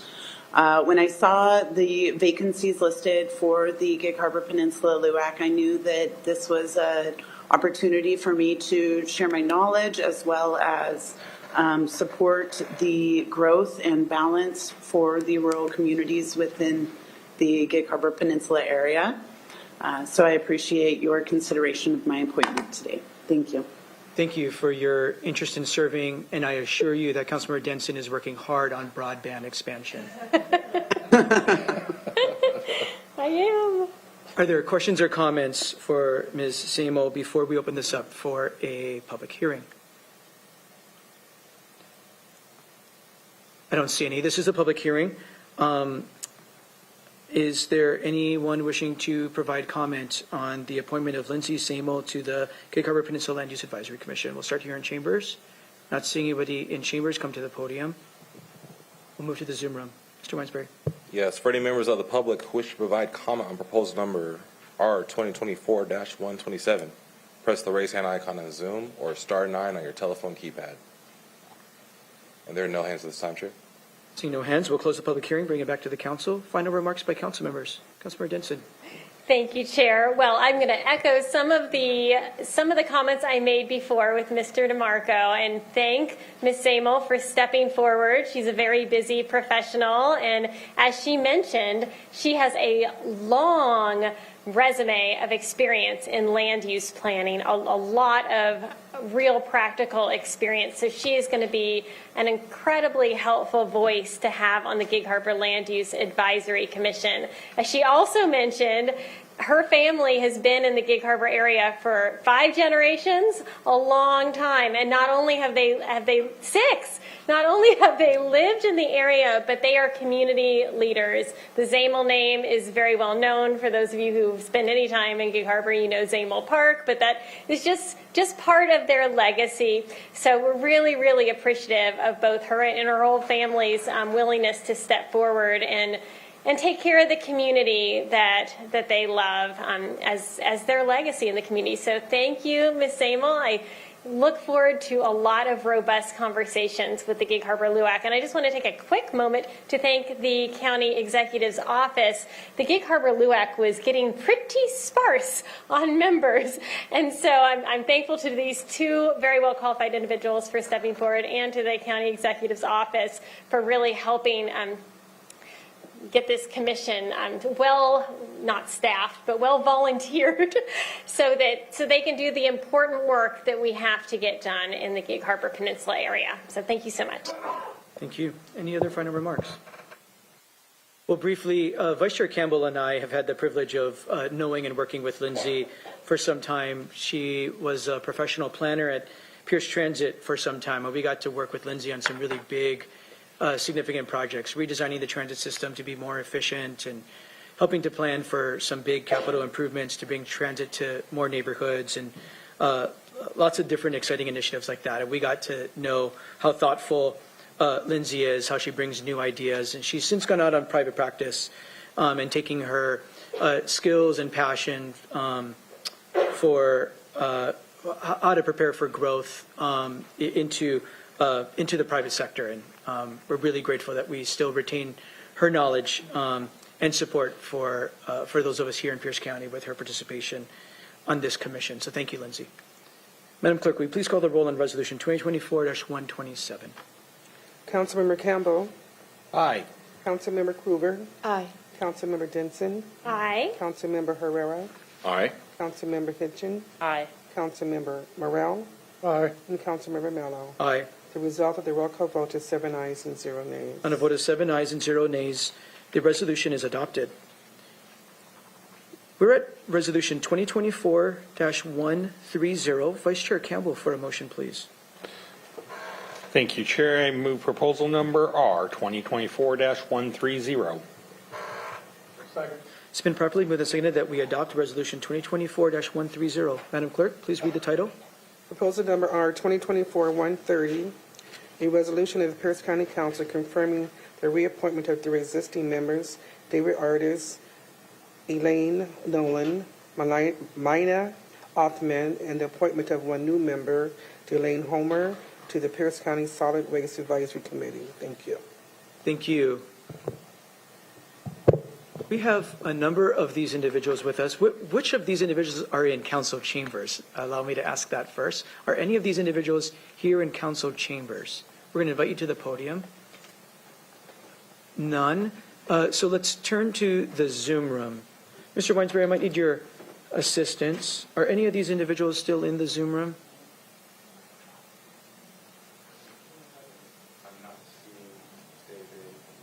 If any of the appointees are on, could you turn your camera on for me?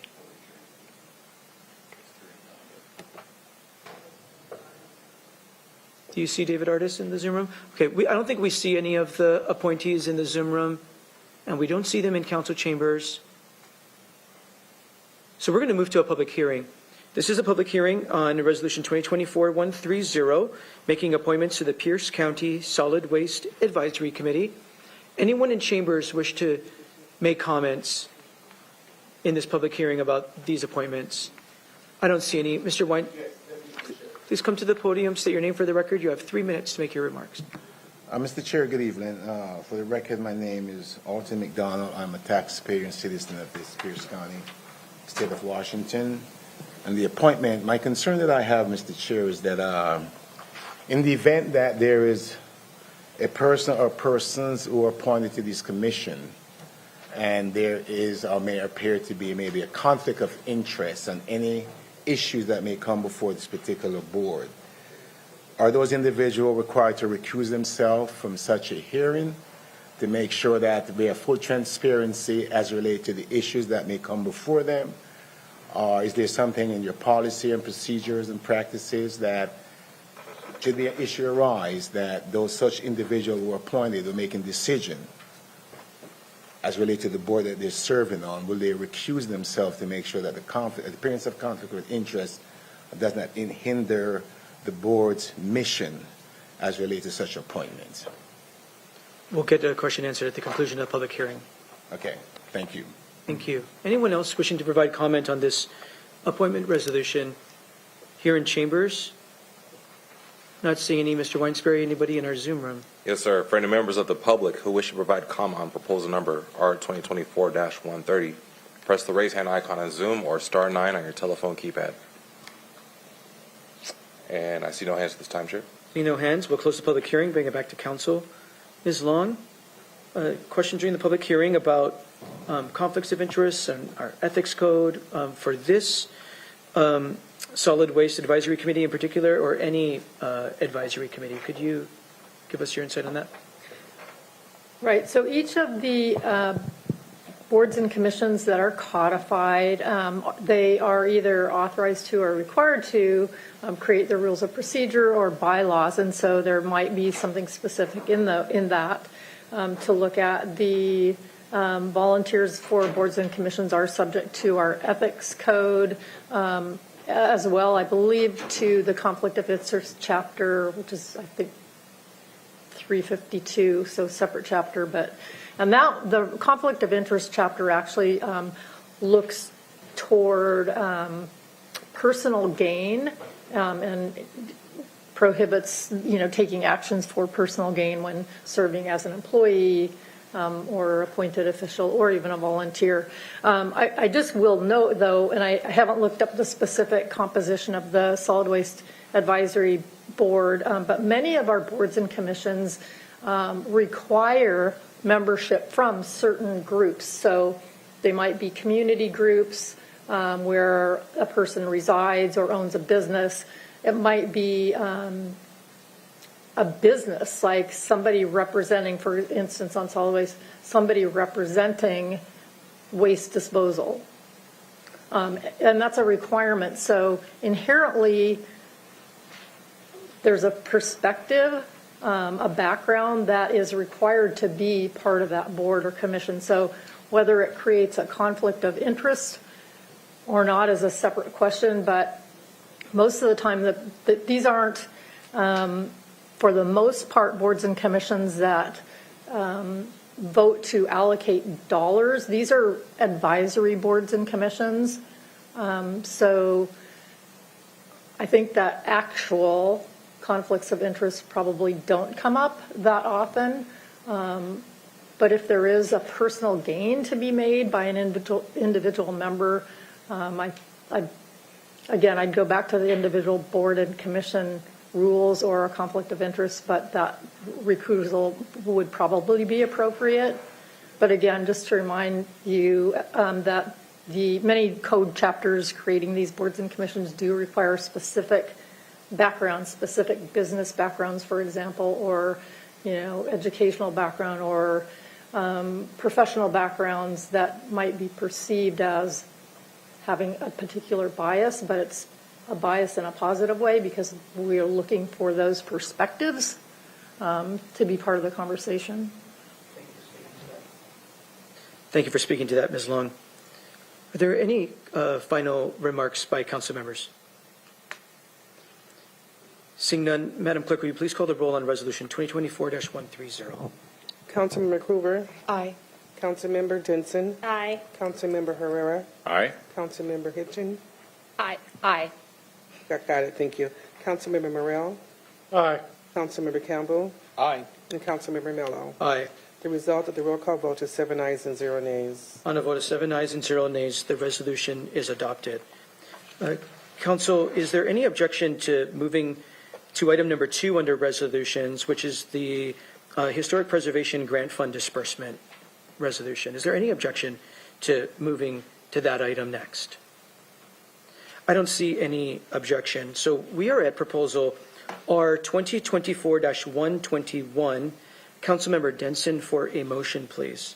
Yes, thank you, Chair. I move proposal number R 2024-121. It's been properly moved and seconded that we adopt Resolution 2024-121. Madam Clerk, will you please read the title into the record? Proposal number R 2024-121, a resolution of the Pierce County Council approving the 2024 Pierce County Historic Preservation Grant Fund disbursement as recommended by the Pierce County Landmarks and Historic Preservation Commission. Thank you. Thank you. We are keeping our policy team on their toes as we're skipping around our agenda to accommodate guests. Mr. Swanson, to introduce this item, please. Thank you, Chair Mello. I could sprint down there. I am quite spry if you need me to, or if this works for you, Mike. I'm sorry for not giving you the heads up. That is my fault. Let's try to handle it this way. Please proceed. Thank you, Chair Mello, members of the council. Before you today, for final consideration, is Resolution 2024-121. This is the 2024 Historic Preservation Grants Awards. Approval of this resolution would authorize a distribution of $299,556.34 to 18 awardees. The Pierce County offers two groups of competitive grants for historic preservation. These grants are available to restore historic buildings. Those are capped at $35,000. And then there also is a grant program available for non-buildings, which is for historic collections and documents and preserving those. And those are capped at $15,000. The Landmarks and Historic Preservation Commission, which is staffed by Planning and Public Works, goes through quite an extensive application and review process of these grants and scores them based on a series of criteria, including but not limited to the historic significance that the application would provide, urgency, the public benefit, demonstration of the ability to actually execute upon the contract. There's a number of factors again that they score, and then all the member scores are averaged. And then grants are ranked based on that, and awards are distributed. Due to the volume of grants that were applied for this year, not everybody was able to be funded at 100%. So the commission had some very difficult decisions to make on that, and those are reflected in Exhibit A of the resolution you see before you. The Historic Preservation Grant Program is funded by the $1 portion of the $5 instrument fee that is charged at the county auditor's office.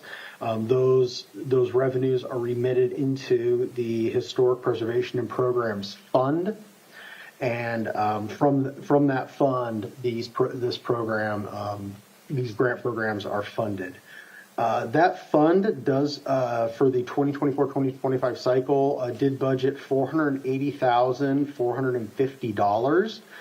The December 31st, 2025 projected fund balance in the budget is listed at $91,000. So that's what we anticipate with the revenue coming in would remain at the end of the biennium. The recommended amount coming before you today would represent roughly 62% of the funds that were budgeted for the entire biennium. So it would be over half.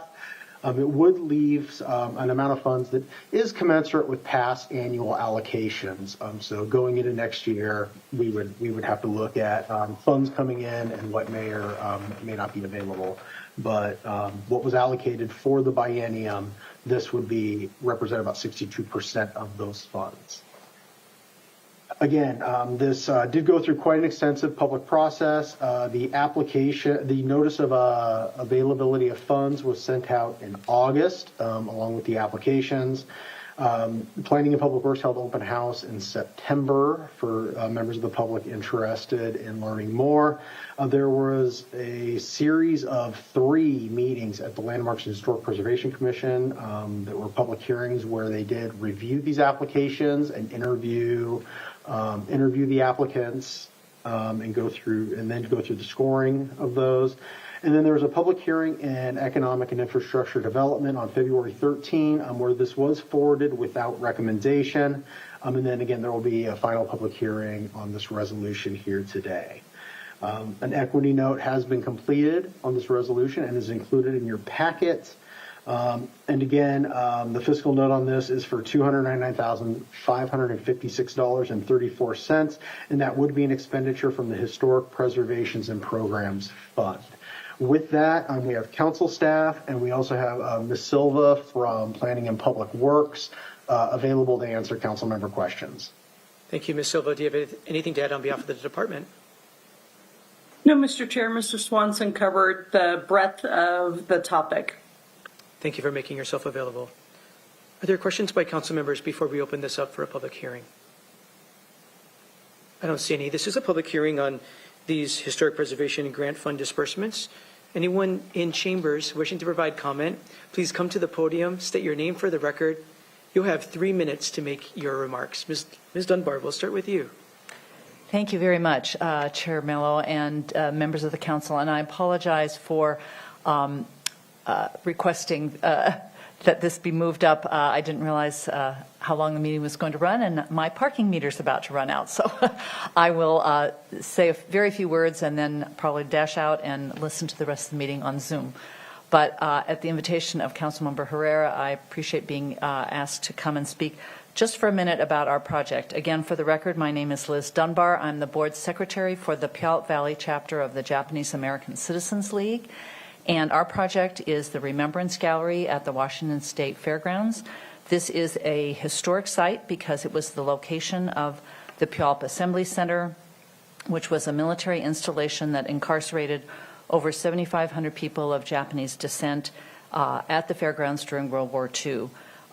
This is not a very well-known piece of our history, and we are building this gallery so that there will be a permanent educational and historical record of that very sad part of our history.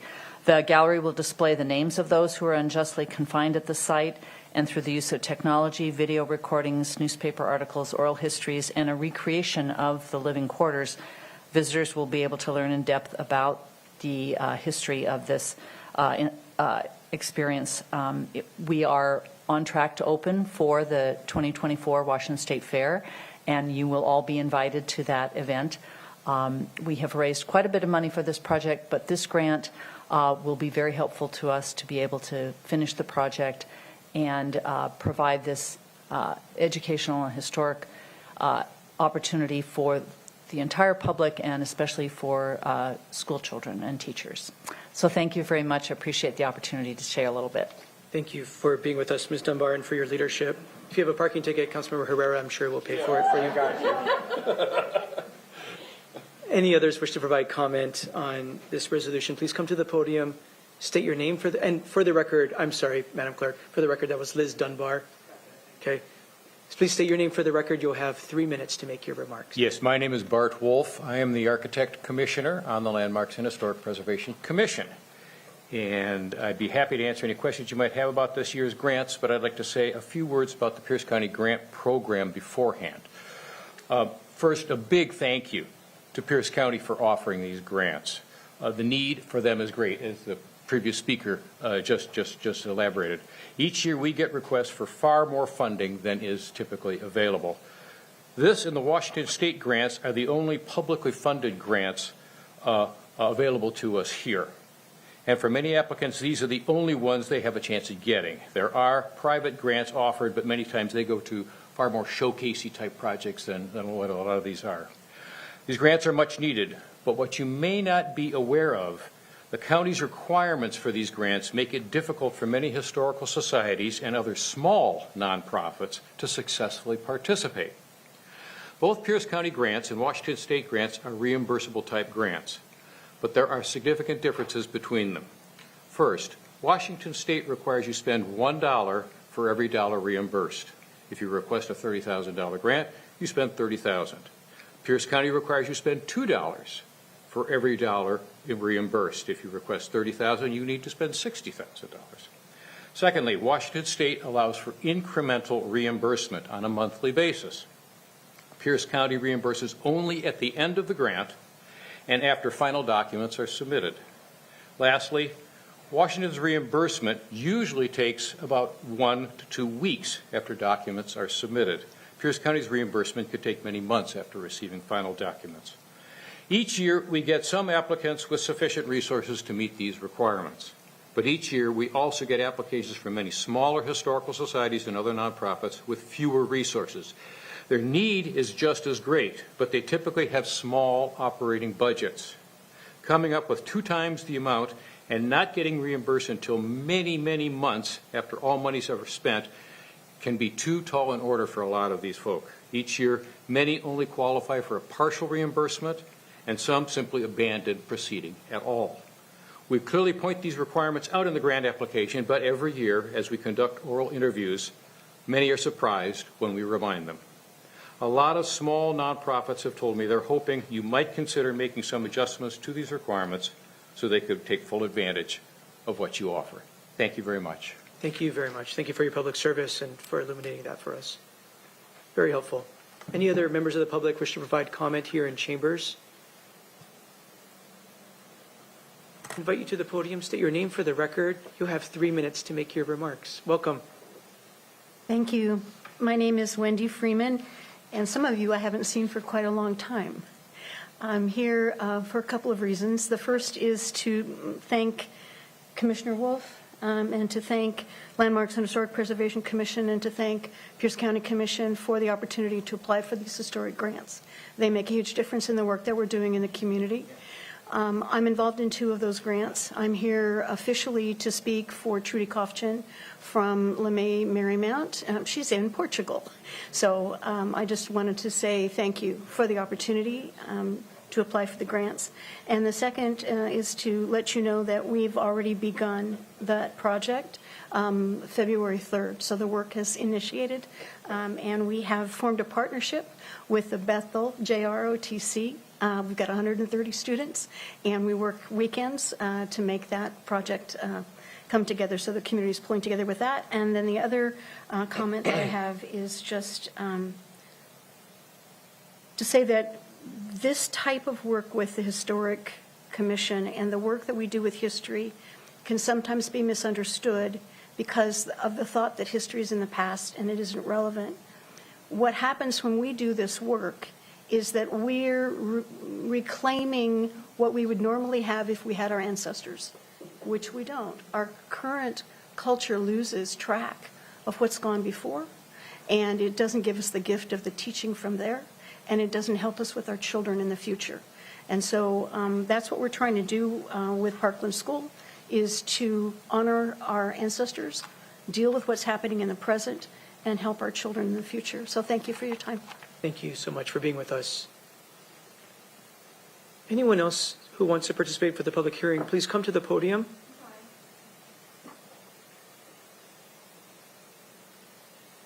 Doesn't move as fast. It is all good. You take your time. Please state your name for the record. You'll have 3 minutes. My name is Carol Bartle. I am a resident of Parkland. I've lived there for 60 years. My former husband went to school at Parkland School. I've talked to so many people now that I went there, and all we're trying to do is get more money to save it. We're really afraid that, or not that we're afraid, but hate to see the possibility that when the developers come through behind us because we didn't follow and get all the money we needed because people, I don't think, realize that we need the money, that they're going to tear it down and build apartment building. They built an apartment building there? Oh my gosh, what happened to this school? Well, remember when we came around and said, we need money? So thank you so much for the money that we're getting, the $31,500. I personally have donated $5,000 of money myself. I thought, put your money where your mouth is. So if I'm going to be involved, I want to do something, that's what I did. Again, thank you very much. If you know anyone else that has money that would like to help us with this, we have not met our goal. PLU wants 2.85 million. We're still working on the first million. So anyone that you know that went to, just say the word. Doesn't matter. If you, and wherever you are, just say Parkland School. You never know who's going to respond. Thank you. Thank you. Anyone else here in council chambers wishing to participate in the public hearing here? This is on the disbursement of landmarks and historic preservation grants. Mr. Chair, good evening. For the record, my name is Alton McDonald, a citizen and taxpayer, live in Pierce County, Washington. And as the kind gentleman rightly stated about the reimbursement to citizens who participate in this program, I hope that the council may look at how efficiently that you can move to reimburse the individual who participate in this process to preserve history. History is very important because it makes us don't repeat the past. Others have said we shouldn't teach history because it's not good, because we make our children somehow feel guilty when they hear the history of the past. And I believe that the preservation of history is wonderful because it tells us what happened in the past so we don't keep repeating the same thing over and over and over again. It's not about making people feeling guilty. It's making people understand what happened, and you as a good human being should make sure it never happens again. And that's what we should do. So I am in full support of what this council have been doing as relates to preservation. However, I hope that this council may look at how the reimbursement is being remitted back to those who participate in the program. Waiting 2 months for your money when you have a low budget is not a good thing. If the state do it quicker, I think the agency, the county council should even do it more efficiently. Maybe the state do it in 2 weeks, you should do it here in 1 week. Because of the very fact that you have individuals who believe in what they're doing so that they can get their money to have the operating budget going to take care of their business. So I do hope that, I was listening, I hope that the council was listening, that you will make it possible that the participant get their reimbursement in a more faster way so that they don't have to wait 2 to 3 months to get their remittance back to them after they have put their money out to preserving history. History is great. It's a wonderful thing. Thank God for history because it makes me a better person to make sure I stand within the divide. Do whatever I can to make sure it doesn't repeat itself on my watch while I'm still alive. Thank you for listening. Thank you, Mr. McDonald. Anyone else here in council chambers? I don't see any Mr. Weinsberry. Anybody in our Zoom room? Yes, sir. For any members of the public who wish to provide comment on proposal number R2024-121, press the raise hand icon on Zoom or *9 on your telephone keypad. It looks like we have one hand at this time. Last name being heard. Please state your name for the record.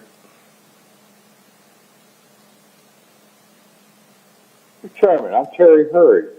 I went to Parkland School. I went to Franklin Pierce. And I've gone to several organizations that have worked with the historical part of getting money to keep our heritage. I found from my family, that we're all immigrants, that much of the history of the families is lost when it comes to America. They say we are Americans, we speak American, and that's the traditions are lost. But I also found when I read the book, In the Shade of the Mountain, that there was a gentleman who went around and interviewed a whole lot of people in Pierce County, and I found their names were in the same year that I graduated.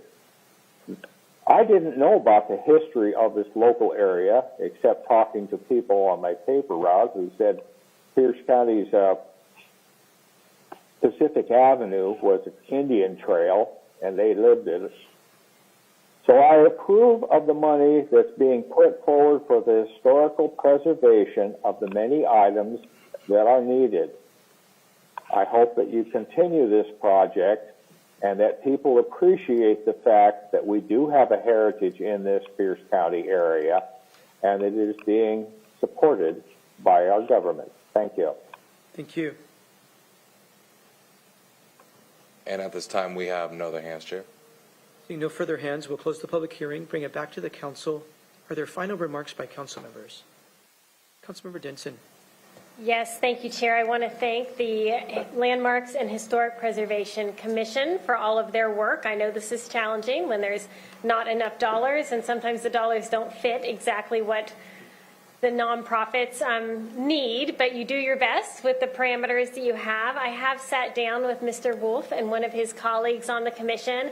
They have very, very thoughtful feedback, much of which Mr. Wolf shared with us today. I've already communicated that to staff both here at the council level and Planning and Public Works, and I understand that we're going to be having a work session on this at our EIDC commission, our committee meeting in May. So council will have a chance to really delve in to the challenges that this presents to some of our nonprofits, especially our smaller ones, and see if there's some ways that we can tweak the program to accomplish, what we want to accomplish, which is the preservation of history.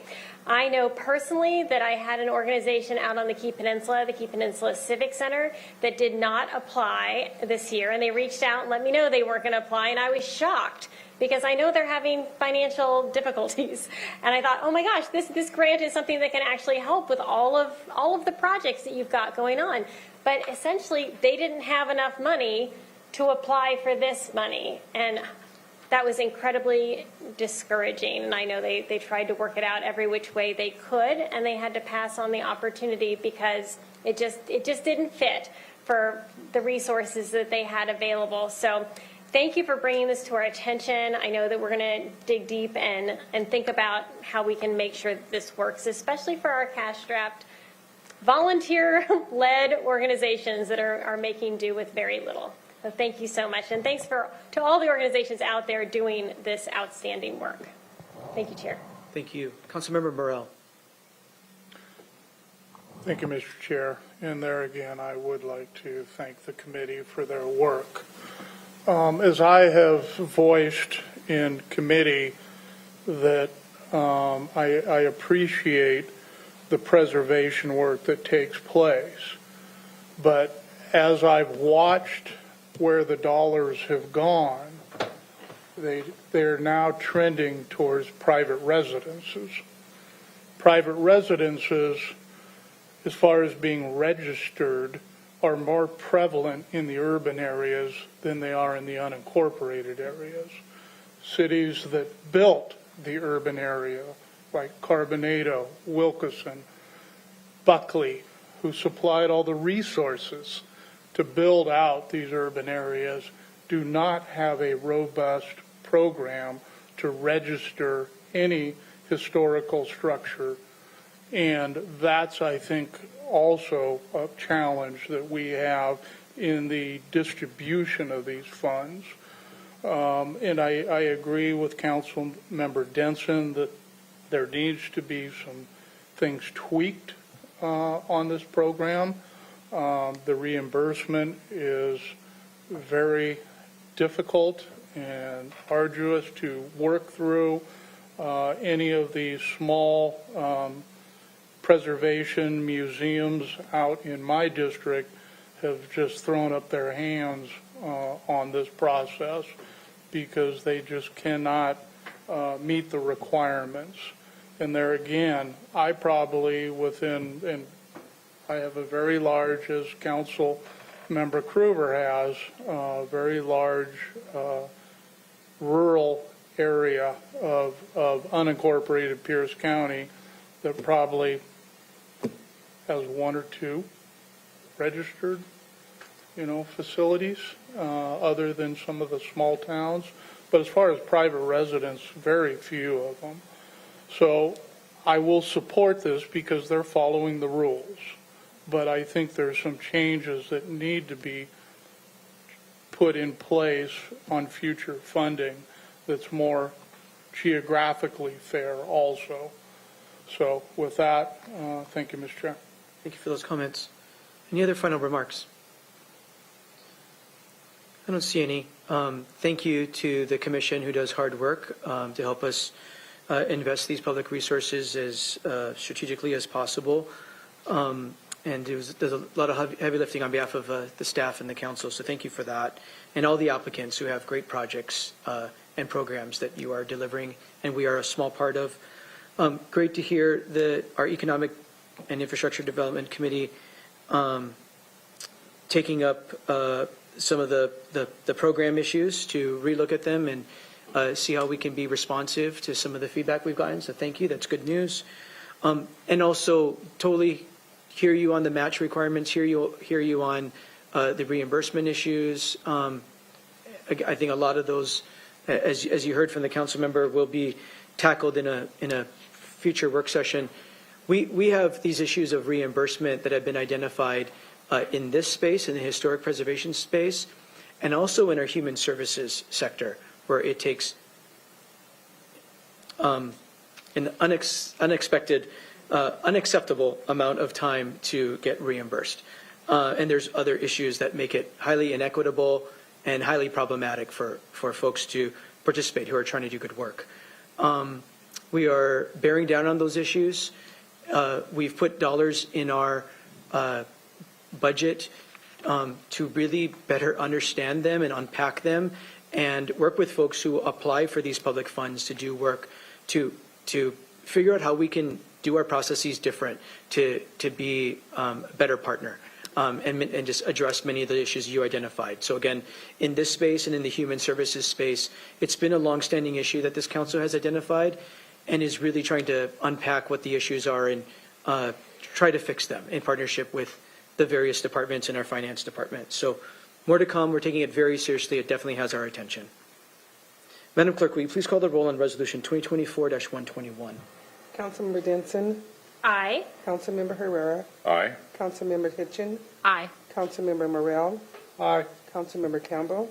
Aye. Councilmember Krueger. Aye. And Councilmember Mello. Aye. The result of the roll call vote is 7 ayes and 0 nays. On the vote of 7 ayes and 0 nays, the resolution is adopted. Thank you again. We're going to go back to our regularly scheduled program. We're back to ordinances. Thanks, Chair. We have ordinance 2024-502 before us. Councilmember Denson. Thank you, Chair. I move proposal number O-2024-502. Second. It's been properly moved and seconded that we adopt ordinance 2024-502. Madam Clerk, please read the title. Proposal number O-2024, 502, an ordinance of the Pierce County Council declaring certain county-owned real property as surplus located at 713 Southwest 353rd Place in Federal Way, Washington. Last line, please. The last line is to Chapter 2.110 of the Pierce County Code. Thank you. Mr. Boki, good evening. Good evening. Thank you, Chair Mello, Paul Boki, council staff. You are being asked to declare property surplus so that it can be sold. It's a single-family home in Federal Way, Washington. It was seized by the Pierce County Sheriff's Department in September 2019 under the authority of the Uniform Controlled Substances Act. The property was found to have been used to grow marijuana plants, and the title was acquired by the Pierce County Sheriff's Department pursuant to a judgment of forfeiture entered in Pierce County Superior Court in 2020. This ordinance declares the property as surplus and authorizes the executive to pursue its disposal. All real property in Pierce County that's sold in excess of $25,000 must come back to the council for ratification via resolution. So when this property is finally sold, then you will actually ratify it through resolution. The tax assessed value on this is $653,000. They're anticipating that the proceeds will be in the neighborhood of $576,000, and those proceeds will go into the Drug Investigation Fund, Fund number 122, which is a special revenue fund. This was given a due pass recommendation at the February 5th Rules and Operations Committee meeting. Mr. Mike Gonzalez from our Facilities Department is here, and we also have representatives of the Sheriff's Department here to answer any of your questions. Thank you, Mr. Boki. Mr. Gonzalez, anything to add on behalf of the department?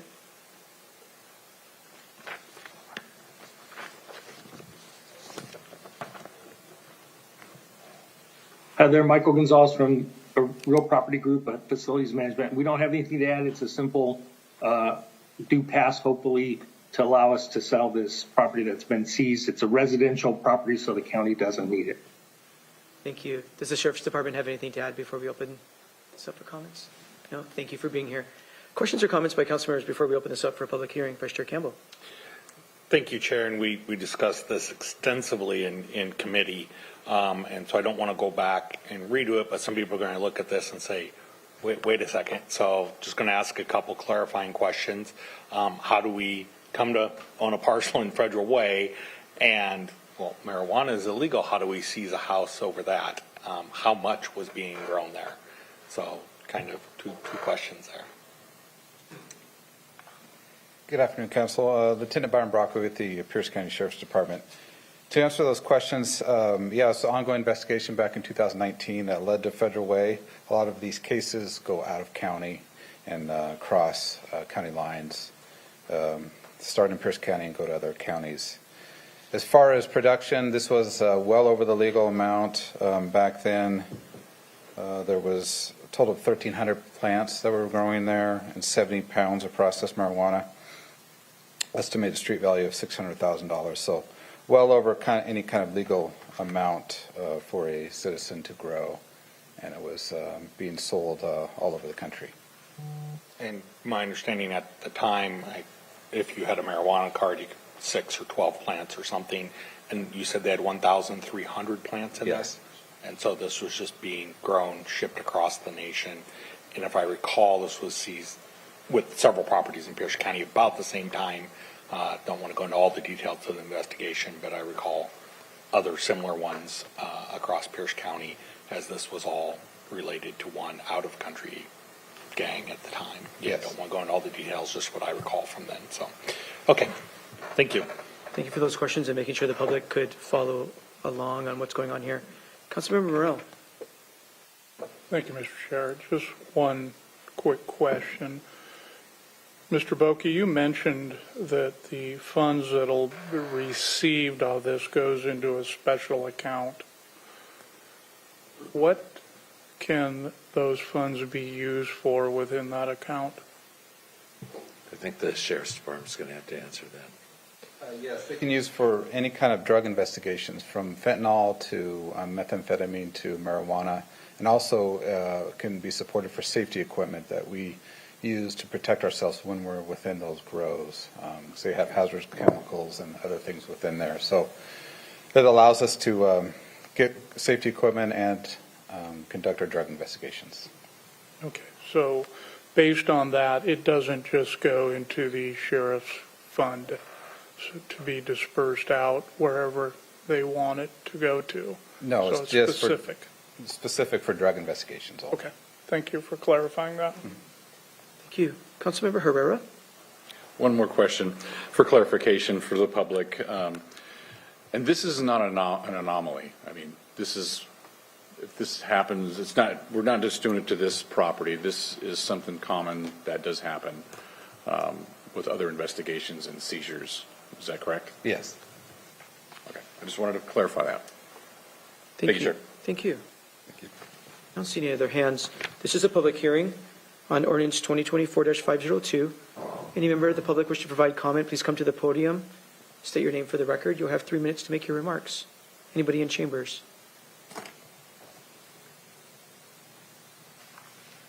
Someone took my pen. Good evening, Mr. Chair. For the record, my name is Alton McDonald, a citizen and taxpayer, Pierce County, Washington. In regards to this particular issue, the question I'd like to ask, who controls this fund, this special fund?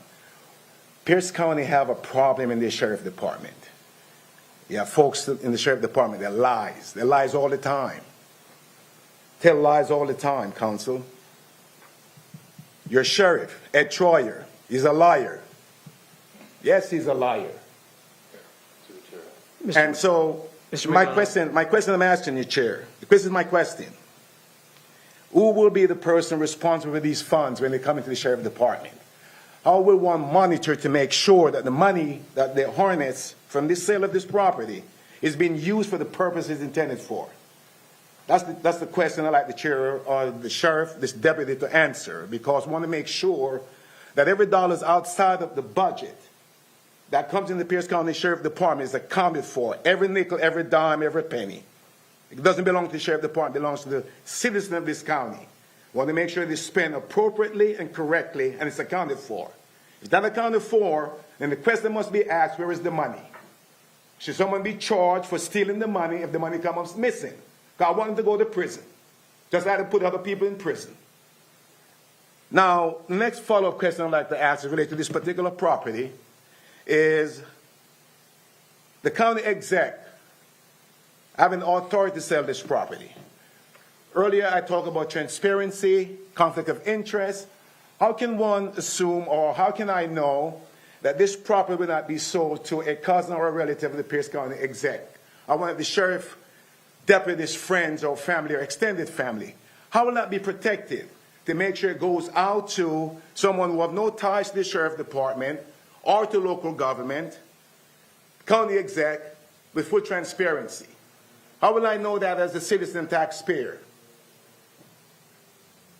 I would like to know if there's any breaks or any kind of parameter that is set up to make sure that the Pierce County exec, family members or friends, doesn't buy this property, or the sheriff department, none from the sheriff department get this home, to prevent them from buying this property. It's also a part of accountability and full transparency across the board. I wouldn't want no sheriff deputy to get this home, or the Pierce County executive, family members or friend get this home. So that's the question to the council, and I hope that you can answer my question. Thank you. Thank you, Mr. McDonald. Any other members of the public wish to provide comment? I don't see any in chambers. Mr. Weinsberg, anybody in our Zoom room? Yes, sir. For any members of the public who wish to provide comment on proposal number O-2024-502, press the raise hand icon at Zoom or *9 on your telephone keypad. And I see no hands at this time, Chair. Seeing no hands, we'll close the public hearing, bring it back to the council. Mr. Gonzalez, during the public hearing, there were questions about clarifying the sale process. So this is an action declaring the property surplus, which then allows you, on behalf of the county, to proceed with the sale. Can you explain what the process is that you and the department goes through on the public's behalf to sell the property, to market it and sell it? Yes, the next step is that we intend to list the property on the MLS, which is the multiple listing service like any other property. It'll be with Shannon Mayers. She's our on-call residential real estate broker. She is the managing broker at Better Properties Summit Real Estate, and she has had success in selling these type of properties before. So it will be listed through a regular real estate professional and put on the full market. And Mr. Boki, I think you mentioned that there's another step in this process. Once there is a purchase and sale agreement agreed to with a buyer, that comes before council for ratification in open public meeting. Correct, Chair Mello. It will come up as a resolution, so the final sale, there's a name attached in that of the purchaser, the purchasing amount, any other expenses that are coming out, and that'll come up in a resolution to the council. I'd also to ask about, there was ask about the account itself, and without going through that, remember it's a special revenue fund. The funds are in there per law, right, and how drug seizure money needs to be handled before the checks are written, and that's by a different department. It's not written by the sheriff's department. The checks are written by the finance department. They have to make sure that any purchases or use of those funds has to be within the law, and those are subject to audit, of course, by the state. And open and available for public review on the county's Absolutely. website. Every dime that's spent is available for public review on the county website. Absolutely, on Open Pierce County. On Open Pierce County. Thank you. Thank you for those questions. Thank you for helping to answer those questions. I don't see any, well, let me ask, are there any final remarks by council members?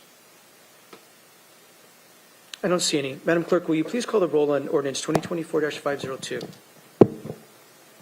Councilmember Herrera. Aye. Councilmember Hitchin. Aye. Councilmember Morrell.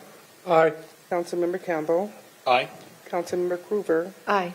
Councilmember Jensen, Aye. and Councilmember Mello. Aye. The result of the roll call vote is 7 ayes and 0 nays. On a vote of 7 ayes and 0 nays, the ordinance is adopted.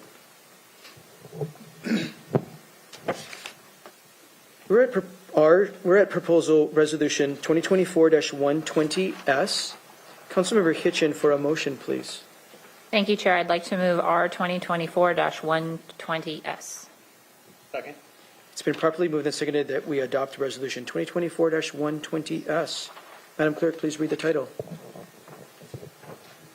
Proposal number R 2024-120S, a resolution of the Pierce County Council approving the Human Services Department and the Allocations Advisory Committee for Prevention Services 2024 through 2025 funding recommendations for youth violence prevention. Thank you. Ms. Merrick, good evening. Good evening, Chair Mello, council members. For the record, Lee Beth Merrick, council staff. This proposal approves $2.8 million in funding for youth violence prevention programs as recommended by the Allocation Committee and the Human Services Department. It comes to you from the Health and Human Services Committee with a due pass as substituted recommendation. These youth violence prevention programs are funded from the 0.1% sales and use tax for criminal justice purposes, which was imposed by the council in 1993. So 20% of the revenue from this tax must be spent on prevention services. A portion of the prevention services funding is allocated annually by the Prevention Allocation Committee and the Human Services Department. You'll recall last fall, the Human Services Department and the Allocation Committee brought forward their funding recommendations for fiscal year 2024, which the council found that the recommendations were based on faulty information and directed the department to reissue the request for proposals. The department did reissue that request for proposals on December 1st, 2023, and included in that request for proposals was fiscal year 2024 and fiscal year 2025, with an estimated $2.8 million in total funding available from March 1st, 2024 through December 31st, 2025.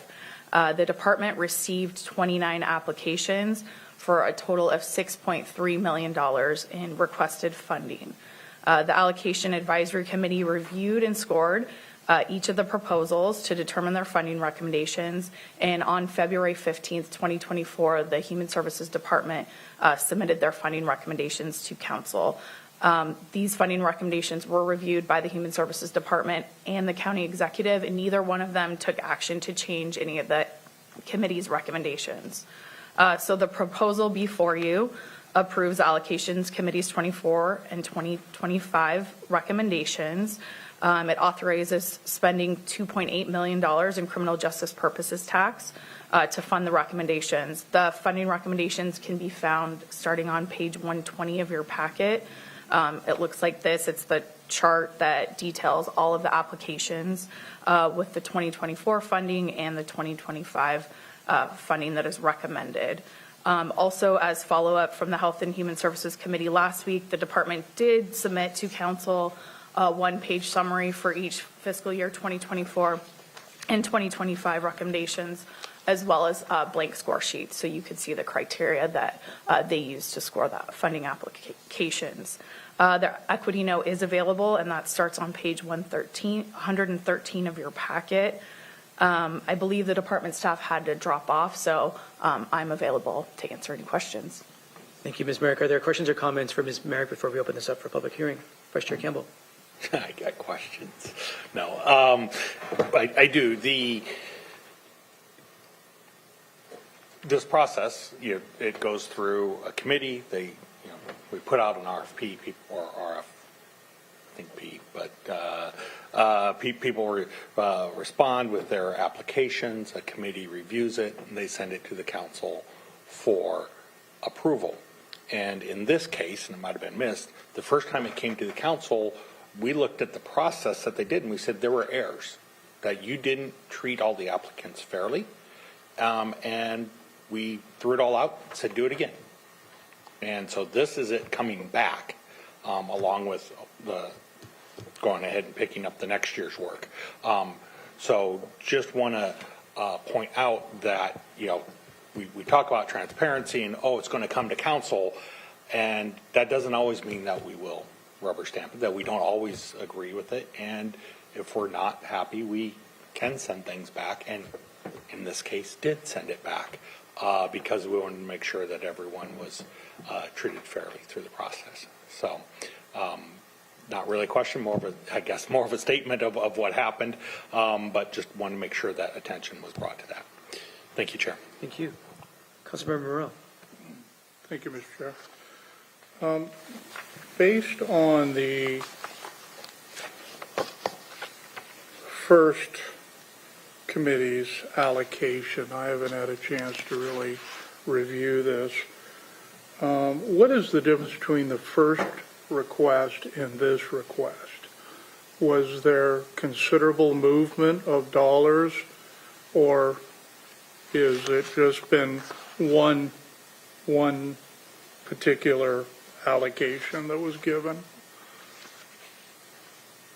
So there were some, the department did provide some analysis when the funding recommendations were submitted to council. So you received that via email.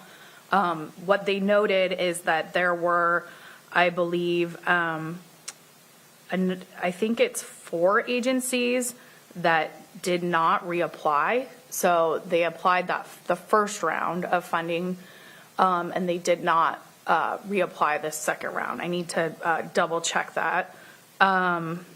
They also noted. Could I stop you right there? The 4 agencies that didn't apply, did they get funded in the previous one? Or are you just saying that there were 4 agencies that just said, I'm not going to apply the second time around? So I think one of them did not get funded the first time around, but I believe that there was one that was funded that didn't reapply.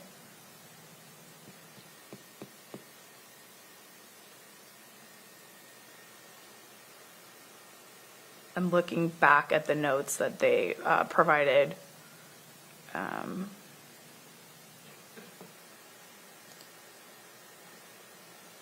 So yeah, we can, but there were some discrepancies. I know that from when they submitted their initial funding recommendations to the second round.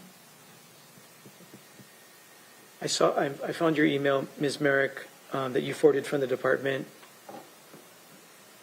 4 providers applied the first time, but not the second. 3 of them were Big Homies Program, Tacoma Community House, and YWCA. Were recommended for funding the first time, but did not reapply the second time. And the 4th organization, Hopes and Dreams, was not recommended the first time and chose not to apply the second time. I have this email for your reference. Thank you. Okay.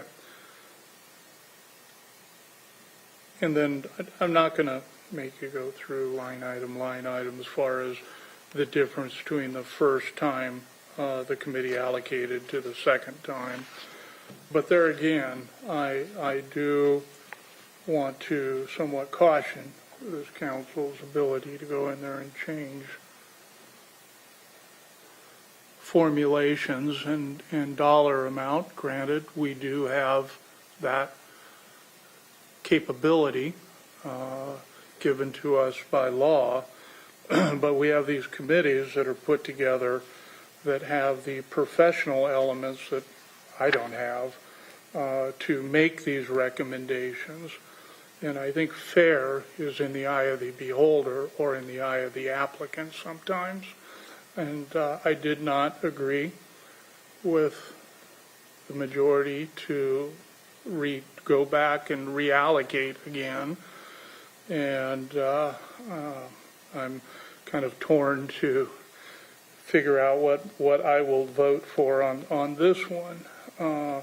Because obviously 4 agencies that did not think that the process may have been fair or unfair and decided not to request, even though they did get funding. That somewhat baffles me. But there again, everyone had the opportunity to ask for or make requests for the 24-25. I think I've voiced my concern when we ended up sending it back, and I will voice the same concerns that I think the committee followed a very well vetted process, and I think it was fairly done. And sometimes the loud voices that cry foul are often heard, and we make accommodations, which I don't really agree with, especially in this case. Now, there may be some situations where there was blatant miscommunication, but I don't think so in this endeavor. So with that, those will be my comments. Thank you, Mr. Chair. Thank you. Mr. Campbell. I just want to, I don't know if correct the record, but Mr. Morrell, you said something that we have in law the ability to go in and change a line item in this if we want. And my understanding by the bill that we passed, sent to the executive, he vetoed and we did not override, that would have given us the authority to make line item changes to committee recommendations. We have removed our ability to do that. And so we either have to do an all or nothing. And so it's something that might have been able to have been fixed by, or at least addressed by a line item, and we did not. No longer have, we did, when you and I came on council, we had that ability. We used it a lot up until 2 years ago. And now we do not have that ability. So the reason when we disagreed with fairness that they all went back, and not just one or two, was because of what we tried to do and didn't do. And if I'm wrong on that, someone can correct me. Thank you, Vice Chair Campbell. You're not wrong. Under the procurement rules, these allocations are up or down votes. And if council finds the information to be erroneous or inaccurate, like the council found with the first round, our option is to vote it up anyway, vote it down, and turn it back and ask them to redo it, which is what council did.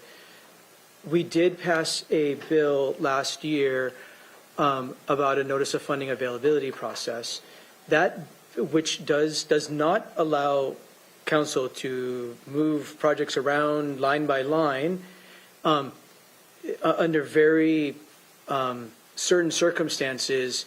We can move, my recollection is about 10% of the funds. It's very prescriptive about what to do. It's not, you can't go in and totally rearrange the line items of allocations to programs. We created a process, but we called the Notice of Funding Availability process, and we said to ourselves, we're going to come back this year sometime and indicate which funding allocations are going to go through that process. We have not done that step yet. We have not hung any particular programs like this one, like youth violence prevention, on that process yet. The council still needs to do that work to say what is going to go through the Notice of Funding Availability process in that part of code. That too, though, to be clear, is not going to allow council to completely rearrange the list or re-rank the list or go line by line. We'll revisit that when we bring that up, and I believe the Health and Human Services Committee is taking the lead in helping to think through which grant what grant programs do we want to go through that new NOFA process that we put into county code. So more to come on that. Any other comments before we open this up for a public hearing or questions? Thank you, Ms. Merrick. This is a public hearing on these Allocation Advisory Committee recommendations for prevention services. Anybody here in council chambers wishing to provide comment, please come to the podium. State your name for the record. You have 3 minutes to make your remarks. Good evening, Mr. Chair. For the record, my name is Alton McDonald. I'm a taxpayer, citizen of Pierce County, state of Washington, and we speak about funding. And funding organization speaks about crime prevention as related to youth and violence in our community. I've never had an organization that seek funding from the county or from the city or from the state, but I'm always involved in the reduction of youth being incarcerated at the juvenile hall down here in Pierce County. That's in Pierce County. And the last time I checked with the census, I believe African American are 10% here in Pierce County, but they're 70% down there in the Raymond Hall and also in the county jail. And I always ask myself the question, why is that? That means something is not working. $2.8 million is a lot of money to give to organization to prevent something. They say a house of prevention, they say a pound of prevention is better than a pound of cure or something like that, I believe. Yeah. So if we're preventing something from happening, and these organizations are in place, and when I talk about fairness and transparency, I've never served on the particular committee to make sure that the services that our youth need in our community across all racial background, all ethnicity, are being served. So if you have any organization in Pierce County who have been exempt from getting money to serve the underserved, then it's a disservice to the citizen and taxpayer of this community. Then I can tell you the reason why the Pierce County Juvenile Hall is filled with 70% African American young men, because they're underserved and not being served. Maybe the programs are not being funded. I don't know. I'm just asking the question. I'm an inquirer. So the council, I hope, as Councilman Campbell rightly stated, that there was some kind of deficit or defect to send it back and then hopefully that it was corrected. So I'm hoping that whatever committee that is doing the selection of these organizations to make sure that the money that's been given is given and being used for the right purpose it's intended for. If I get $100,000 from the county for my program, I don't have a program, just for instance, and I have a top-heavy staff, and only $20,000 going to the service of the youth. You see exactly the imbalance right there. So there's no way that you can really serve the community or the intended program that the money is intended for to serve the underserved. So I hope that the money is being used appropriately and for the intended purpose. Thank you. Thank you. Anyone else in chambers wishing to provide comment? I don't see any. Mr. Weinsberry, anybody in our Zoom room? Yes, sir. For any members of the public who wish to provide comment on proposal number R2024-120S, press the raise hand icon on Zoom or *9 on your telephone keypad. And it looks like we have one hand at this time, Chair. Last name ending in Hurd. Please state your name for the record. Mr. Chairman, staff, I'm Terry Hurd. A few years back, I was called to do a presentation at Spanaway Lakes High School, and afterwards, I was swarmed like a bunch of hornets on a warm summer day. They were after my blackberries by the parents who were upset that there was so much violence that was running up and down Pacific Avenue and in their school that they wanted somebody to do something about it. They felt that the police's hands were tied, and there weren't enough police. They felt that our justice system was protecting the criminal elements that were known by the police, and these people were most upset that their children are forced to be around these, what they referred to as two-legged animals that were harassing, intimidating, and being less than decent human beings towards each other, and were able to get away with it. I feel that until the laws are changed that don't protect those people that are doing these things or give them 20 or 30 chances to rehabilitate themselves, that perhaps something else needs to be done. Now, I hope these organizations that are seeking funding have a good track record of at least trying to save some people and to protect the rest of their community that's around them. Lord knows that I grew up with it, and it's still in existence.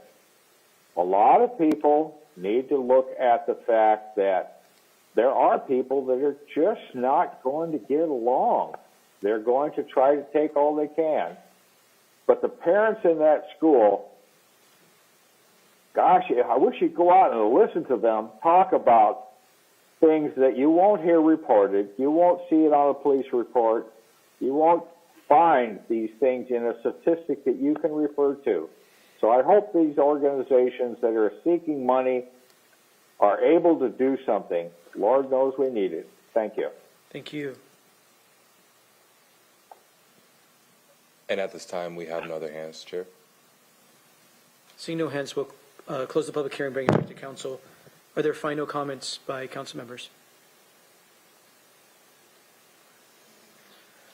Well, I'll just close by thanking the Allocation Advisory Committee and the Human Services Department for doing the round again. I do stand by the council's decision to send back the initial recommendations. I do think it demonstrates how seriously we take our review process. We were given information that was done erroneously. It was demonstrated very clearly to us that information was used during the review process where at least one of the organizations, it was simply categorically untrue, and it caused them to get a zero funding recommendation. That organization in particular went through the recompetition and has a long history of getting these grants and doing good work in the community to prevent especially youth violence, and being funded out of this fund source for many, many, many years. And went back through the competition like everyone else did and is being recommended for some funding. So there is a really great cross-section of youth violence prevention programs here all across the county in rural areas, suburban and urban areas. And thank you to the providers who do the hard work, especially with young people, to serve young people, to help intervene and prevent violence, and support folks to have a safer community. And thank you again to the Allocation Advisory Committee and Department for vetting these programs and supporting them and making these recommendations to us. Madam Clerk, will you please call the roll on Resolution 2024-120S? Councilmember Hinchin. Aye. Councilmember Morrell. Nay. Councilmember Campbell. Aye. Councilmember Krueger. Aye. Councilmember Denson. Aye. Councilmember Herrera. Aye. And Councilmember Mello. Aye. The result of the roll call vote is 6 ayes and 1 nay. On a vote of 6 ayes and 1 nay, the resolution is adopted.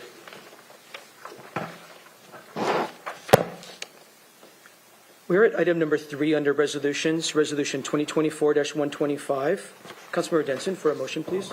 Thank you, Chair. I move proposal number R 2024-125. Second. It's been properly moved and seconded that we adopt Resolution 2024-125. Madam Clerk, please read the title. Proposal number R 2024-125, a resolution of the Pierce County Council authorizing the Pierce County Executive to execute a public road maintenance agreement with Kitsap County relating to the maintenance of public roadways situated on the county line pursuant to revised Code of Washington 3675-160 and 3675-210. Thank you. Thank you. Mr. Cox? Yes, Chair Mello, members of the council, Jeff Cox, council staff. The proposal before you authorizes the execution of a public road maintenance agreement with Kitsap County relating to the maintenance of public roadways situated on shared county boundaries. A joint agreement between two adjacent counties is required for roads that form part of the boundary of each county. This proposal will allow Pierce and Kitsap counties to share road maintenance and new construction costs along with certain shared boundaries. The proposal seeks to improve service to the population served by those roads, and this proposal will allow for the construction of new structures that provide benefit to each county and the population served. The This received a due pass recommendation at Rules and Operations Committee. I also want to point out that on the Exhibit A, which you can find as Exhibit A to your attached agreement, that, and this is on page 164 of the packet at page 8 of Exhibit A of the resolution. Anyway, this has an outline, so this is my staff report, showing the segments of the road. You can see a map of the segments of the road. There's 4 segments. 1 and 2, segments 1 and 2 are shown on page 9 of Exhibit A of the resolution, 165 of your packet, and segments 3 and 4 shown on page 10 of Exhibit A of the resolution and page 166 of the packet. And it's, I really especially want to point out that there are 2 segments where Pierce County has no maintenance responsibilities, and that's segment 1 and segment 3. And so the maintenance responsibilities will be Kitsap County's in those segments. Pierce County does have maintenance obligations for segments 2 and 4. And for segments 2, just so you know, the location, it's Road 160th Street Northwest, and it's from 62nd Avenue Northwest to the end of that road. And basically Pierce County will be doing all the road maintenance except for drainage on the north side. And Purdy Creek structure, which is located in this area, will be maintained by the county. And then with regards to segment 4, you'll see that Pierce County is going to do all the road maintenance there, and that's 160th Street Northwest, Crescent Valley Drive Northwest to 14th Avenue Northwest. Now, I'd like to point out that we have with us today Mr. Kevin Dragon, Assistant County Engineer with Stormwater Division of Planning and Public Works, and we also have Jordan Thomas, Civil Engineer with Planning and Public Works as well, and they've been with us, I think, for the whole meeting, and I believe they're online. And with that, I'd be happy to answer questions, and I'm sure our 2 guests would be as well. Thank you. Mr. Dragan and Mr. Thomas, thank you for your patience. Anything to add on behalf of the department? None at this time. I think Mr. Cox did a great job at providing an overview of our proposal this evening. Thank you for making yourself available for our questions. Questions or comments by council members before we open this up for a public hearing? Councilmember Denson. Just a real quick comment, because I know we're going long, but I just want to thank the department, and I want to thank Kitsap County as well for this collaboration. I think all of these streets are in my district, District 7. We are very close neighbors with Kitsap. There's a lot of going back and forth between the 2 counties. I'm familiar with these properties. So I just want to thank Pierce and Kitsap for working together for the benefit of the residents. Thank you. I don't see any other hands. This is a public hearing on this public road maintenance agreement with Kitsap County. Any member of the public wish to provide comment here in chambers, please come to the podium. I don't see anybody. Mr. Weinsperry, anybody in our Zoom room? Yes, sir. For any members of the public who wish to provide comment on proposal number R 2024-125, press the raise hand icon in Zoom or *9 on your telephone keypad.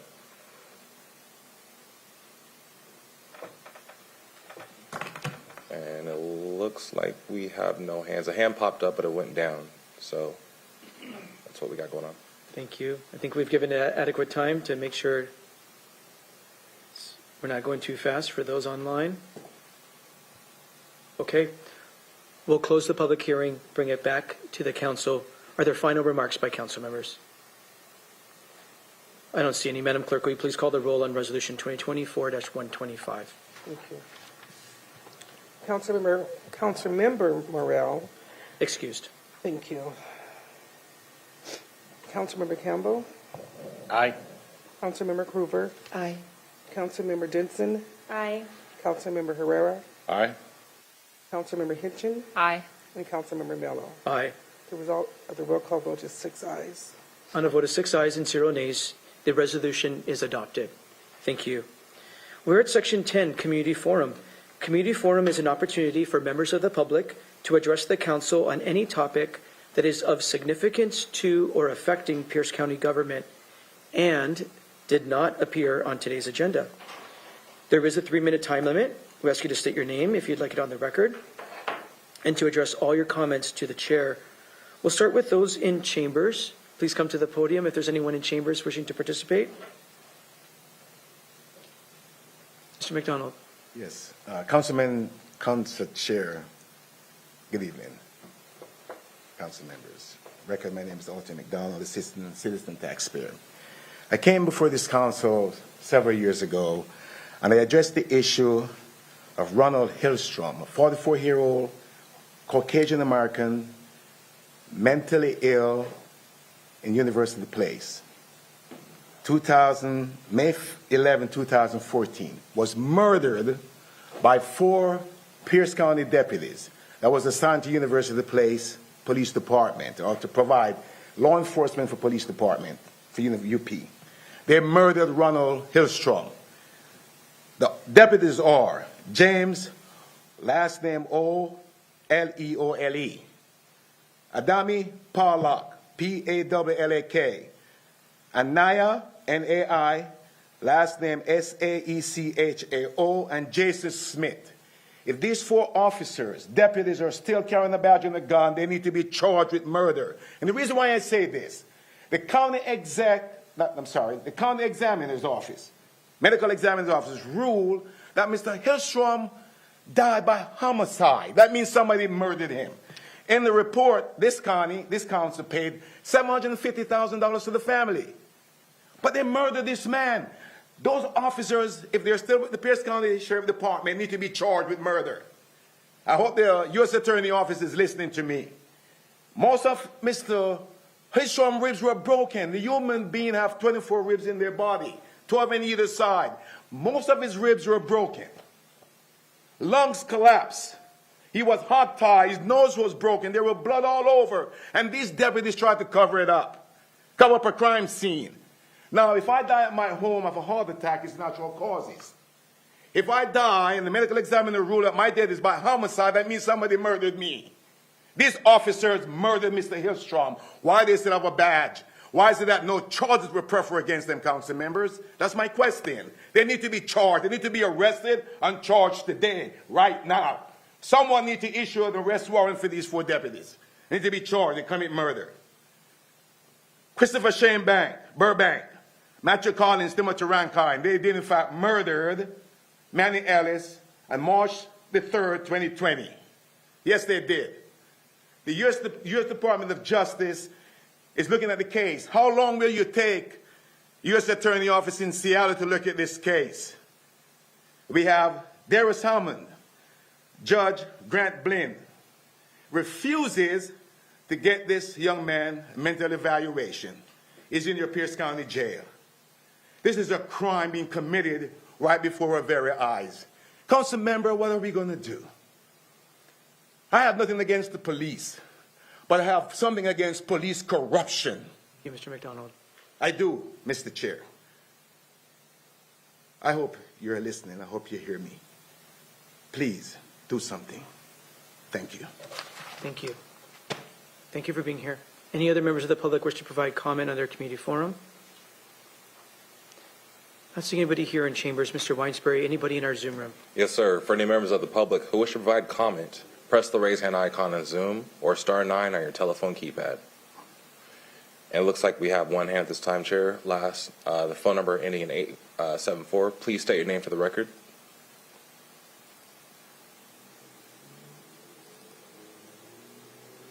Good evening, Chair Mello. Can you hear me okay? And can the council members also hear me okay? We can all hear you fine. Thank you. This is Thomas Wick. And I would, after that last gentleman's comment, I hope you would grant this request, Chair Mello, but to recognize all the decent, hardworking, honest police officers and everybody that works in law enforcement, I would like to have a moment of silence until my 3 minutes is exhausted. If you would grant me that request, it would be very much appreciated.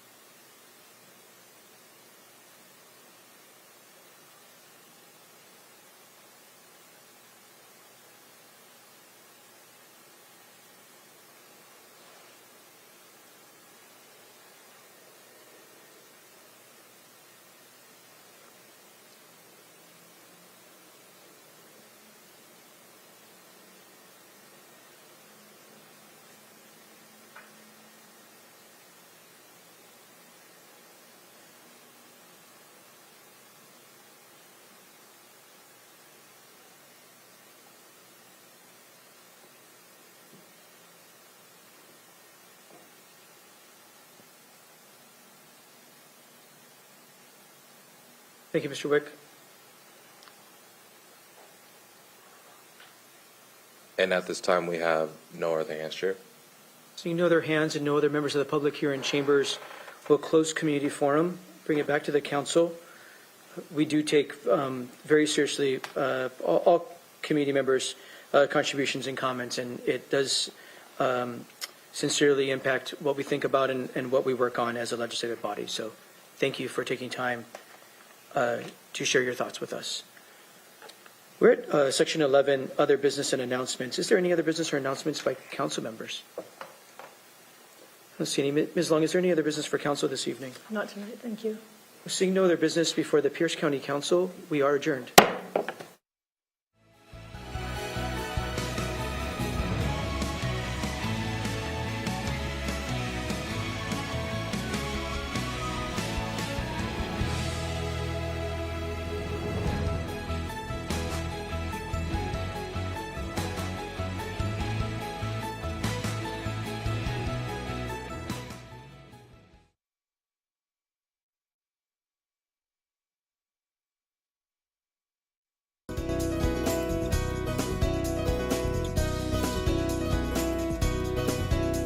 Consistency and coordination of infrastructure policies.